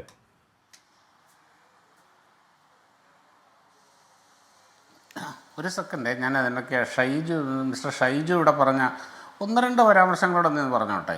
ഇതാ എന്നെപ്പോലുള്ളവർ ഇവിടെ വി.ഡി. സതീശൻ്റെ ഒരു വീഴ്ചയ്ക്ക് വേണ്ടി കാത്തിരിക്കുകയാണ് എന്നൊക്കെ പറഞ്ഞത് രാഷ്ട്രീയമായി നോക്കിക്കഴിഞ്ഞു കഴിഞ്ഞാൽ, എൻ്റെ രാഷ്ട്രീയ വീക്ഷണം നോക്കിക്കഴിഞ്ഞാലും ഇവിടെ രാഷ്ട്രീയമായിട്ട് നോക്കിക്കഴിഞ്ഞാലും എല്ലാവരും അങ്ങനെയൊക്കെ തന്നെയാണ് ഷൈജു. അതിൻ്റെ അകത്ത് നമ്മളിവിടെ വലിയ വിശാല മനസ്കതയുടെ ആഡംബരമൊന്നും പ്രത്യേകിച്ച് കാണിക്കേണ്ട കാര്യമില്ല. യാഥാർത്ഥ്യമൊക്കെ ഇവിടെ എല്ലാവർക്കും അറിയാം. ഇവിടെ ഇപ്പം LDF മന്ത്രിസഭയായിരുന്നു വന്നിരുന്നതെങ്കിൽ UDF ഇവരെല്ലാവരും ഇങ്ങനെയൊക്കെ തന്നെയാണ്. നമ്മുടെ രാഷ്ട്രീയം അങ്ങനെ തന്നെയാണ്. നരേന്ദ്രമോദി അധികാരത്തിൽ വന്നപ്പോഴും ഇപ്പോഴും നിങ്ങളെപ്പോലുള്ളവർ കാത്തിരിക്കുന്നതും അതൊക്കെ തന്നെയാണ്. ബാക്കിയുള്ളത് ക്രിയാത്മകമായ പ്രതികരണം, ക്രിയാത്മകമായ കാഴ്ചപ്പാട് ഒരു മണ്ണാങ്കട്ട ഇവിടെ ഇല്ല ഹാഷ്മി. ഇതൊക്കെ നമുക്ക് അറിയാവുന്ന കാര്യമല്ലേ ഇത്. എന്തിനാരെ കാണിക്കാനാണ് നമ്മൾ ഈ വലിയ ഹിപ്പോക്രസിയൊക്കെ കാണിക്കുന്നത്? പിന്നെ മറ്റൊരു കാര്യം, ഇവിടെ ഞാൻ പറഞ്ഞത് കോൺഗ്രസ്സിലെ പടലപ്പിണക്കങ്ങളുടെ ചരിത്രവും കാര്യങ്ങളും പറഞ്ഞത് ഞാനിവിടെ പറഞ്ഞത് യാഥാർത്ഥ്യമാണ്, ചരിത്രമാണ്. ഇക്കണ്ട കാലത്തിനിടയിൽ കെ കരുണാകരനും ഉമ്മൻചാണ്ടിയും അല്ലാതെ വേറൊരു കോൺഗ്രസ് മുഖ്യമന്ത്രി 5 വർഷം തികച്ചിട്ടില്ല എന്നുള്ളത് പച്ച പരമാർത്ഥമാണ് നമ്മുടെ മുമ്പിലുള്ളത്. എന്തുകൊണ്ട് അവർക്കത് സാധിക്കാതെ വന്നു, മറ്റുള്ളവർക്ക് സാധിക്കാതെ വന്നു, അതിൻ്റെ കാരണവും നമ്മുടെ മുമ്പിലുണ്ട്. കോൺഗ്രസിൻ്റെ അകത്ത് ഇൻബിൽറ്റായ ചില യാഥാർത്ഥ്യങ്ങളാണ് ഇതിനൊക്കെ കാരണം. അത് ഇപ്പോൾ അതിനെ അതിജീവിക്കാൻ വി.ഡി. സതീശന് കഴിയുമെങ്കിൽ ഉണ്ട്, നല്ല കാര്യം. ഞാൻ എത്രേ പറയുന്നുള്ളൂ. അല്ല ഇവിടെ ആന്റണി കരുണാകരൻ മാരകമായ ഏറ്റുമുട്ടലിനെ തുടർന്നുണ്ടായ തെരഞ്ഞെടുപ്പിൽ 100 സീറ്റ് നേടിയവരാണ് UDF. പക്ഷെ കാലം മാറി പുതിയ രാഷ്ട്രീയ സാഹചര്യം രൂപപ്പെടുന്നതും ഈ പറഞ്ഞ ഭരണ തുടർച്ച കേരളത്തിൽ പോസിബിലിറ്റി ഉണ്ടെന്നുള്ളതും ഒക്കെ മനസ്സിലാക്കാൻ കഴിവുള്ള രാഷ്ട്രീയക്കാരല്ലേ? അവരങ്ങനെ അവരുടെ അസ്ഥിവാരം തോണ്ടുവോ? അതെ ഹാഷ്മി ഞാനിവിടെ പറഞ്ഞു, ഇതിപ്പം കാലം മാറി, യാഥാർത്ഥ്യങ്ങൾ മാറി, പലതും മാറി. പക്ഷേ ഒരു പാർട്ടിയുടെ DNA എന്ന് പറയുന്നൊരു സാധനമുണ്ട്, അതും മാറില്ല. അത് ഏത് കാലത്തും അങ്ങനെയാണ്. ശരി, അതല്ല എന്ന് പ്രൂവ് ചെയ്യാൻ വി.ഡി. സതീശന് കഴിയുന്നെങ്കിൽ അത് കഴിയട്ടെ. ഞാനത്രേ പറയുന്നുള്ളൂ. ഞാനത്ര ഉറപ്പൊന്നുമില്ല. പിന്നെ ഇവിടെ താങ്കളിവിടെ ചൂണ്ടിക്കാണിച്ചത്, ഇപ്പം മന്ത്രിസഭ നാളെ സത്യപ്രതിജ്ഞ ചെയ്യാൻ പോകുന്നതേ ഉള്ളൂ.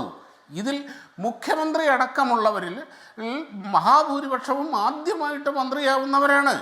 ഇപ്പോൾ അല്ലാത്തവരാരാണ്? ഇപ്പോൾ രമേശ് ചെന്നിത്തലയുണ്ട്, പിന്നെ P.K. കുഞ്ഞാലിക്കുട്ടിയെ ഒഴിച്ച് എത്ര പേർക്ക് ഇതിനു മുമ്പ് മന്ത്രിസഭാ എക്സ്പീരിയൻസ് ഉള്ളവരാണ്? അപ്പോൾ നമുക്കിതിരുന്ന് കാത്തിരുന്ന് കാണാം. പിന്നെ ഈ സാമുദായിക സന്തുലനം, സാമൂഹ്യ നീതി വിതരണം, ഇങ്ങനെയൊക്കെയുള്ള കാര്യങ്ങൾ, ഈ സാമൂഹ്യ നീതി നിലനിർത്തേണ്ടത്, സാമൂഹ്യ നീതി നടപ്പാക്കേണ്ടത് ഈ രീതിയിലുള്ള വീതം വെപ്പിലൂടെ അല്ല, ഒരിക്കലുമല്ല. ഈ രീതിയിലുള്ള വീതം വെപ്പിലൂടെയല്ല. പകരം ആരെവിടെ ഇരുന്ന് കഴിവുള്ളവർ അതാത് സ്ഥാനത്തിരുന്ന് അവരുടെ കാഴ്ചപ്പാടിലൂടെ, അവരുടെ പ്രവൃത്തിയിലൂടെയാണത് തെളിയിക്കേണ്ടത്. അതായത് ഒരു പട്ടികജാതി വിഭാഗത്തിനെ മന്ത്രിയാക്കി എന്നുള്ളത് കൊണ്ട് മാത്രം പട്ടികജാതി വിഭാഗത്തിന് നീതി കിട്ടി എന്ന് നമുക്ക് പറയാൻ പറ്റില്ല. അവർക്ക് സാമൂഹ്യ നീതി ഉറപ്പാക്കേണ്ടത് അവരുടെ പ്രവൃത്തികളിലൂടെയും തീരുമാനങ്ങളിലൂടെയുമാണ്. അത് നമുക്കിനി കാത്തിരുന്ന് കാണേണ്ട കാര്യമാണ്. ഇവിടെ എടുത്തെടുത്ത് പറയുന്നു സർക്കാർ ഇതിൻ്റെ വലിയൊരു നേട്ടമായിട്ട് പറയുന്നു. ഇപ്പം LDF എല്ലാവരും പറയുന്നതാണ്, ഇത്ര പട്ടികവർഗം, ഇത്ര പട്ടികജാതി, ഇത്ര മുസ്ലിം, ഇത്ര ഈഴവ, ഇതാണ് സത്യത്തിൽ സമൂഹത്തിനെ ഡിവൈഡ് ചെയ്യുന്ന കാഴ്ചപ്പാട്. ഇതാണ് ഇവിടെ ഞാൻ പറഞ്ഞില്ല, അതിനെ ഞാൻ ആശങ്കയോടെ, ആ കാഴ്ചപ്പാടിനെ ഞാൻ ആശങ്കയോടെയാണ് കാണുന്നത്. കാരണം ആ രീതിയിലല്ല നമ്മുടെ തെരഞ്ഞെടുപ്പ് നടക്കുന്നത്. നമ്മുടെ ജനാധിപത്യത്തിൽ തെരഞ്ഞെടുപ്പ് നടക്കുന്നത് അങ്ങനെയല്ല. അപ്പോൾ ആ രീതിയിലേക്ക് നമ്മുടെ ജനാധിപത്യത്തിനെ, തെരഞ്ഞെടുപ്പിനെ കൊണ്ടുപോകുന്നു എന്ന് പറഞ്ഞാൽ അതൊരു ജനാധിപത്യ വിശ്വാസിക്ക്, ഒരു ജനാധിപത്യ പ്രേമിക്ക് ആശങ്കയോടെ മാത്രമേ കാണാൻ കഴിയുള്ളൂ. ഇത്ര മുസ്ലിങ്ങൾക്ക് ഞങ്ങൾ കൊടുത്തു, ഇത്ര ഈഴവർക്ക് കൊടുത്തു, ഇത്ര പട്ടികജാതി കൊടുത്തു, അതിനിടയ്ക്ക് വേറൊരാൾ പറയുന്നു പട്ടികവർഗത്തിന് കിട്ടിയില്ല എന്ന് പറയുന്നു. സത്യത്തിൽ എനിക്ക് കേട്ടിട്ട് പേടിയാണ് ഹാഷ്മി തോന്നുന്നത്. അല്ല, ഞാൻ പറഞ്ഞത് അത് ജാതി സെൻസസ് നടത്തുമോ എന്ന് രാഹുൽ ഗാന്ധി ചോദിക്കുമ്പോൾ അവിടെ തോന്നുന്ന അതേ പേടിയാണ് ആ പ്രശ്നം. അത് വേറെയാണ്. അത് ജനാധിപത്യ പേടിയല്ല, അത് മറ്റൊരു പേടിയാണ്. അല്ല, ഞാൻ ജാതി സെൻസസ് നടപ്പാക്കാൻ ധൈര്യമുണ്ടോ? ഇത് ഇങ്ങനെ പറഞ്ഞുകൊണ്ടിരിക്കുമ്പോൾ എന്ന് ചോദിക്കുമ്പോൾ എന്താണ് സത്യം പുറത്തു വരും. പറഞ്ഞുകൊണ്ടിരിക്കുമ്പോൾ പള്ളി വെളിച്ചത്താവ് എന്നാണ് പ്രശ്നം. സമൂഹത്തിൽ ജാതി ഭിന്നത കൂടുകയാണ് ചെയ്യുന്നത് എന്നൊരു കാഴ്ചപ്പാടിന്റെ അടിസ്ഥാനത്തിലാണ് ഞാൻ ഈ പറയുന്നത്. ഇല്ലാതെ അത് പറയാതിരുന്നതുകൊണ്ട് ജാതി ഭിന്നത ഇല്ലാതാവുന്നില്ല. അത് പറയാതിരുന്നതുകൊണ്ട് ജാതി ഭിന്നത ഇല്ലാതാവുന്നില്ലല്ലോ. അത് അണ്ടർ കാർപ്പറ്റിലേക്ക് നീക്കി വെക്കുന്നു എന്നുള്ളതേ ഉള്ളൂ. അത് നമ്മുടെ വിഷയം, അത് കുറച്ചുകൂടി വിശാലമായ വിഷയമാണ്. നമുക്ക് പറയാൻ പാടില്ലാത്ത ചില യാഥാർത്ഥ്യങ്ങളുണ്ട്. അങ്ങനെയല്ല ആയിട്ട് പറയാൻ ഇപ്പൊ ഇവിടെ എല്ലാവരും പറഞ്ഞു. ഇപ്പൊ വെള്ളാപ്പള്ളി നടേശനെ ഇവിടെ അറഞ്ചാൻ പറഞ്ഞു. എന്തുകൊണ്ട് സുകുമാരൻ നായരെ പറയുന്നില്ല? സുകുമാരൻ നായരെ NSSന്റെ ആസ്ഥാനത്തിരുന്നുകൊണ്ട് സുകുമാരൻ നായർ പറഞ്ഞത് ഇതേ വർത്തമാനമല്ലേ? പിന്നല്ലേ മുസ്ലിം ലീഗിനെ പറ്റി പറഞ്ഞത്? ലീഗിനെ പറ്റിയും ലീഗിന് വിദ്യാഭ്യാസ മന്ത്രിസ്ഥാനം കൊടുക്കുന്ന ഹാഷ്മി അടക്കം മിണ്ടിയില്ലല്ലോ. അല്ലല്ല, ഞാൻ പറഞ്ഞത് വെള്ളാപ്പള്ളി പറയുമ്പോ അത് കടുത്ത വർഗീയ വർത്തമാനമായി പോകുന്നു. അതുകൊണ്ടല്ലേ പ്രശ്നം. ഞാൻ ഈ സാമുദായിക സംഘടനകൾക്കെല്ലാം എതിരാണ്.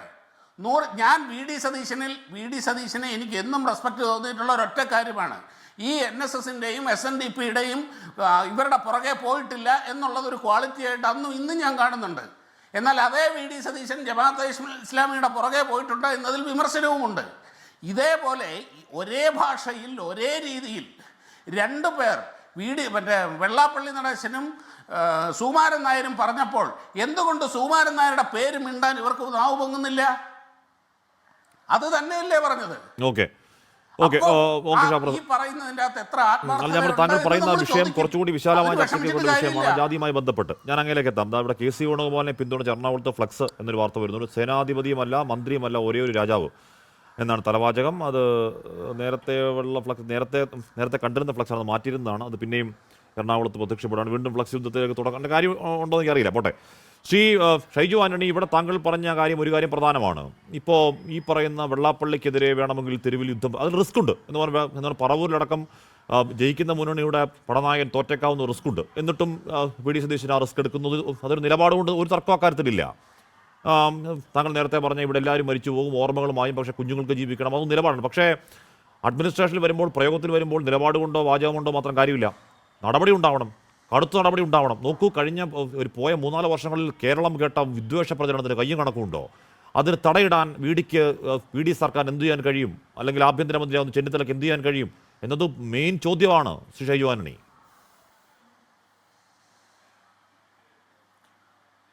ഹാഷ്മി പറഞ്ഞത് 100% ശരിയാണ്. വിദ്വേഷ പ്രസംഗങ്ങൾ കേരളത്തിൽ അതിപ്രസരമുണ്ടാക്കിയിരിക്കുന്നു.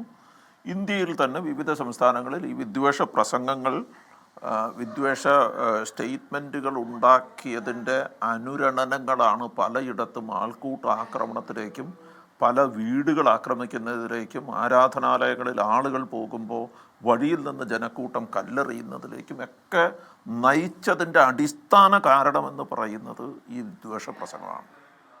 അതിനകത്ത് ഒരു കാര്യത്തിലും ഒരു സംശയമില്ല. ഇപ്പോൾ ഷാബു പ്രസാദ് എത്ര നിസ്സാരമായിട്ടാണ് പറഞ്ഞത്, ഈ ജാതികൾക്ക് പ്രാതിനിധ്യം കൊടുക്കുന്നത് വലിയ അപകടമുണ്ടാക്കും എന്ന രീതിയിലാണ് ശ്രീ ഷാബു പ്രസാദ് പറഞ്ഞത്. അത് നിസ്സാരമായിട്ടാണെന്നും ഞാനൊന്ന് പറഞ്ഞ് തീർക്കട്ടെ. താങ്കളുടെ സമയത്ത് താങ്കൾ പറഞ്ഞോ, താങ്കളുടെ സമയത്ത് താങ്കൾ പറഞ്ഞോളൂ. അല്ല, ഞാൻ ഷാബു പറഞ്ഞത് അങ്ങനെ കൊടുക്കാം, പക്ഷെ പറഞ്ഞൂടാ എന്നാ പറഞ്ഞത്. ഷാബു പ്രസാദ് അങ്ങനെ കൊടുക്കണം, പക്ഷെ അത് പറഞ്ഞൂടാ. സംസാരിച്ചപ്പോ നിങ്ങളും പറഞ്ഞിട്ടുണ്ട്, അതായത് ജാതികൾക്ക് പ്രാതിനിധ്യം കൊടുത്തത് തെറ്റാണെന്നല്ല ഞാൻ പറഞ്ഞത്. പക്ഷേ ഇങ്ങനെ പ്രഖ്യാപിച്ചുകൊണ്ട് അത് വലിയ നേട്ടമായിട്ടോ അതാണ് വലിയ സംഭവം എന്ന് പറയുന്നത് സമൂഹത്തിൽ ഉണ്ടാക്കുന്ന ചലനങ്ങളെ പറ്റിയാണ് ഞാൻ പറഞ്ഞത്. ഈ മനുഷ്യൻ കള്ളമാണ് പറയുന്നത്, നുണയാണ് പറയുന്നത്.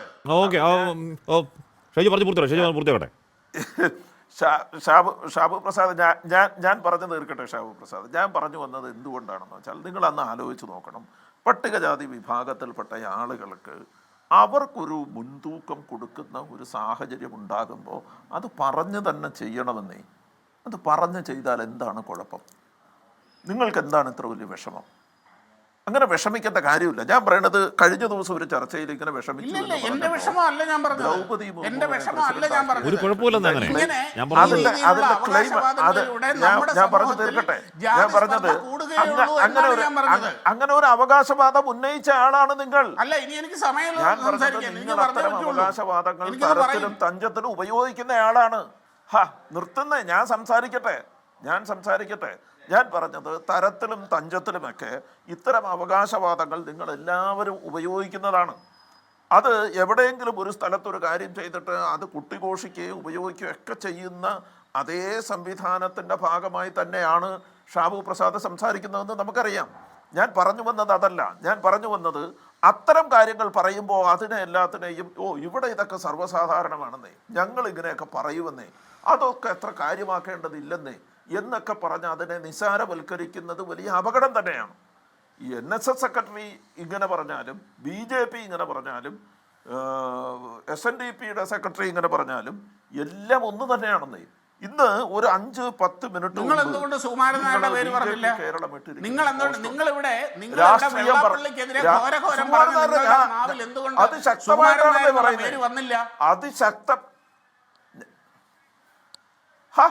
അതിശക്തമായിട്ടാണെന്ന് ഇന്നലെ നമ്മളിരുന്ന ചർച്ചയിൽ ഞാൻ ഏറ്റവും ആദ്യം പറഞ്ഞ പേര് സുകുമാരൻ നായരുടെ പേര് തന്നെയാണെന്നേ. നിങ്ങൾ കേട്ടതല്ലേ, നിങ്ങൾ ആ കൂട്ടത്തിൽ ഉണ്ടായിരുന്നതല്ലേ?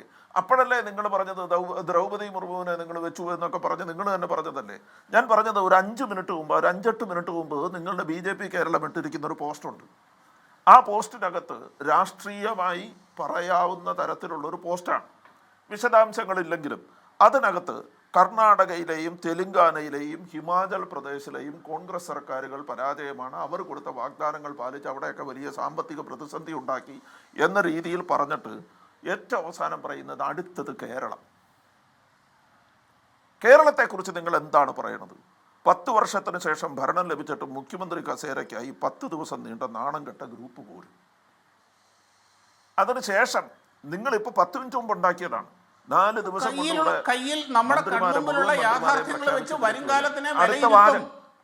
ഞാൻ പറഞ്ഞോട്ടെ നിങ്ങളുടെ ഇടയിൽ ഷാബു നമ്മൾ രണ്ടുപേരും ചർച്ചയ്ക്കിരിക്കുന്നതാണ്. ഷാബു അസ്വസ്ഥനാകല്ലേ? ഞാൻ പറയട്ടെ ഷാബു, അസ്വസ്ഥനാകല്ലേ? അടുത്ത വാചകം വളരെ ശ്രദ്ധേയമാണ്. എന്താണെന്നറിയാമോ? ജമാഅത്തെ ഇസ്ലാമിയുടെയും മുസ്ലിം ലീഗിന്റെയും താളത്തിനൊത്ത് തുള്ളുന്ന കോൺഗ്രസിന് ഒരു സമത്വ ഇത് നിങ്ങളുടെ പോസ്റ്റാണ് ഞാൻ വായിക്കുന്നതെന്ന്. ഞാൻ പുറത്തു നിന്നല്ല വായിക്കുന്നത്, നിങ്ങളുടെ പോസ്റ്റാണ് വായിക്കുന്നത്. അതിൽ അടുത്ത വാചകം ഇതാണ്: ജമാഅത്തെ ഇസ്ലാമിയുടെയും മുസ്ലിം ലീഗിന്റെയും താളത്തിനൊത്ത് തുള്ളുന്ന കോൺഗ്രസിന് ഒരു സമത്വ ഭരണം കേരളത്തിൽ കാഴ്ചവെക്കാനാവില്ല. എന്തൊരു വർത്തമാനമാണ് നിങ്ങൾ ഈ തുടക്കത്തിലെ പറഞ്ഞു വയ്ക്കാൻ ഉദ്ദേശിക്കുന്നത്? എന്തായാലും ഇവിടെ എറണാകുളത്തുള്ള വാർത്ത തോൽവിയിൽ കൂട്ടുത്തരവാദിത്തം ആരോപിക്കുകയാണ് പി രാജീവ്. ജില്ലയുടെ തോൽവിയുടെ മുഴുവൻ ഉത്തരവാദിത്വം തലയിൽ കെട്ടിവെക്കരുതെന്ന് ആവശ്യപ്പെടുന്നു പി രാജീവ്. ജില്ലയിലെ സെക്രട്ടറി അംഗങ്ങൾക്കും നേതൃത്വത്തിന് പങ്ക് എന്ന് പറയുകയാണ് രാജീവ്. അതിവേഗത്തിൽ ടീം UDF സെറ്റായിരിക്കുന്നു. 24 മണിക്കൂറിന്റെ സമയം കൊണ്ടാണ്. സാധാരണഗതിയിൽ 60 വർഷത്തെ ചരിത്രത്തിൽ ആദ്യമായിട്ടാണ് 20-അംഗ മന്ത്രിസഭ അധികാരത്തിലേക്ക് എത്താൻ പോകുന്നതെന്ന് VD സതീശൻ തന്നെ പറയുന്നുണ്ട്. അതിനിടയിൽ K മുരളീധരന്റെ വകുപ്പുമായി ബന്ധപ്പെട്ട ചില അതിർത്തികൾ അവിടെ നിൽക്കുന്നുണ്ട്. ചില സൈബർ അതൃപ്തികൾ ലീഗിലും നിലനിൽക്കുന്നുണ്ട്. അതിനൊക്കെ അപ്പുറം നാളെ 10 വർഷത്തെ ഭരണനഷ്ടത്തിന് ശേഷം അവിടെ ടീം UDF മുഖ്യമന്ത്രി VD സതീശൻ സത്യപ്രതിജ്ഞ ചെയ്ത് അധികാരമേൽക്കാൻ പോകുന്നുണ്ട്.